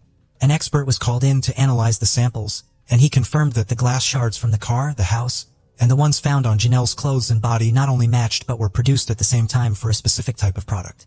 He also discovered parts of an engraving on one of the shards, which turned out to be the name of a wine. This confirmed that all 3 sets of glass shards came from the same wine bottle. In the backyard of McNeil's former house, the police found a black tarp exactly like the one used to wrap Janelle's body. They also discovered several human hairs and some biological traces in the trunk of his car. But unfortunately, both pieces of evidence had deteriorated over time, so the experts couldn't extract any DNA. Not giving up, detectives sent the hairs to a lab in the US, which had the most advanced technology at the time. But the process dragged on for a year. The first lab was overloaded and couldn't get to it right away. In the end, one of the detectives had to fly to the US to hand the samples to a different lab. Finally, in early 2006, the police got the result they were looking for. The hairs were confirmed to belong to Janelle. With all this evidence coming together, detectives secured an arrest warrant and headed to New Zealand to take McNeil into custody. He was then extradited to Australia, where he was officially charged with Janelle's murder. During the first interrogation, McNeil, to the surprise of the detectives, started confessing right away. He claimed that, on the morning of the murder, he smoked some weed and went for a drive around the island. At some point, he bent down to grab a pack of cigarettes, lost sight of the road, and hit something. At first, McNeil thought he'd run over an animal, but when he got out of the car, he saw a person lying underneath it. Panicking, he loaded the body into his trunk and drove home, where he spent hours using drugs. A while later, he started hearing noises coming from the trunk and realized the woman was still alive. That's when he grabbed a kitchen knife, opened the trunk, and stabbed her multiple times. After that, McNeil wrapped the body in a tarp and dumped it near the waterfall. Despite his confession, detectives knew immediately he was lying. Almost everything he said didn't match the facts. Medical examiners were sure the injuries Janelle had didn't line up with being hit by a car. Plus, McNeil's story didn't explain the bruises on her wrist, the cuts from glass shards, and why part of her clothing had been removed. And if he really had stabbed her in the trunk, there would have been blood traces there, something the forensic team would never have missed. But there were none. The police tried to get him to tell the truth, pointing out all the inconsistencies, but McNeil stubbornly stuck to his version. In the end, the case went to trial, which began in the summer of 2006. It was held on the island, and the jury was selected from the local residents. At the first hearing, McNeil claimed he had nothing to do with the murder, and even said he didn't remember giving any confession to the police. He blamed his memory lapse on supposed mental health issues, although there was no medical proof to back up his claims. But by the time the trial began, the detectives had dug up something interesting. They knew McNeil's defense team would focus on the fact that female DNA was found on Janelle's body. It wasn't just on her clothes. It was also under her fingernails, which suggested she might have scratched a woman in a struggle before she died. This raised the possibility that a woman was involved in the murder and could have jeopardized the whole case. After McNeil's arrest, the investigators questioned everyone who knew Janelle, asking if there was any connection between her and McNeil. One of her friends remembered something odd. Just 2 or 3 weeks before Janelle's death, she had asked her friend if she knew a woman named Alicia and her husband, Glenn McNeil. The friend replied that she didn't know them personally but had seen them around. Janelle didn't explain why she asked that and just changed the subject. The same friend also mentioned that on the day of the murder, she was working at a hotel and spotted Alicia outside acting weird. Alicia was covered in something red, and when the friend asked if everything was okay, Alicia, who seemed a bit shaken, simply said it was just paint and walked away. For some reason, the witness didn't think to tell the police about this at the time. She didn't realize it could be connected to Janelle's murder until detectives asked her about McNeil and his wife. Alicia was called to testify in court but insisted she had nothing to do with the murder. We still don't know if the police compared her DNA with the female sample from Janelle's body. Interestingly, later on, Janelle's friend changed her testimony and claimed that a religious cult of 6 people was behind her murder. This revelation shocked investigators, casting doubt on all of her previous statements. As for McNeil, he continued to deny any involvement in the murder, still insisting he didn't remember confessing. But despite his claims, with all the evidence presented, the jury found him guilty. On March 9, 2007, he was sentenced to 24 years in prison. Even though the case seemed closed, many people continued to question whether McNeil was truly the killer. The most popular theory, based on witness statements and the nature of the injuries, suggested that he may not have acted alone. Either he killed Janelle with someone else or helped someone dispose of her body. A few years after the trial, McNeil suddenly claimed he knew who really killed Janelle. According to his new story, it was a man who had been selling him drugs. McNeil said that on the morning of the murder, he was at home when this man and his wife showed up. The man told him there was a body in his trunk and ordered McNeil to get rid of it, threatening to harm him and his wife if he didn't comply. Scared for his life, McNeil did as he was told. He moved the body into his own car, wrapped it in a tarp, and took it to the waterfall. He also claimed he wore medical gloves while doing this, but the detectives quickly pointed out a flaw in his story. There were several of his fingerprints on the tarp, which wouldn't have been there if he had used gloves. Plus, he claimed he buried the gloves in his yard. But when police dug up the area, they didn't find anything. McNeil also named the man he claimed killed Janelle, and this guy was indeed suspected of selling illegal substances. When police checked McNeil's phone records, they found he had been in regular contact with him. However, this only suggested that McNeil was buying drugs from him, not that the man was involved in the murder. In the following years, several more theories about this case emerged, each one more dubious and contradictory than the last. Some media even suggested that Janelle was a secret police informant, claiming that could have been the real motive for her murder. But no solid evidence was ever found to support this theory, or any of the others. On February 1, 2024, McNeil was released from prison early and deported back to New Zealand. He will remain under supervision while on probation, but technically he is now a free man. Throughout all these years, McNeil has stuck to his story that other people were responsible for the murder. Maybe one day he'll change his story again and we will finally learn the truth. But until then, this case remains filled with unanswered questions.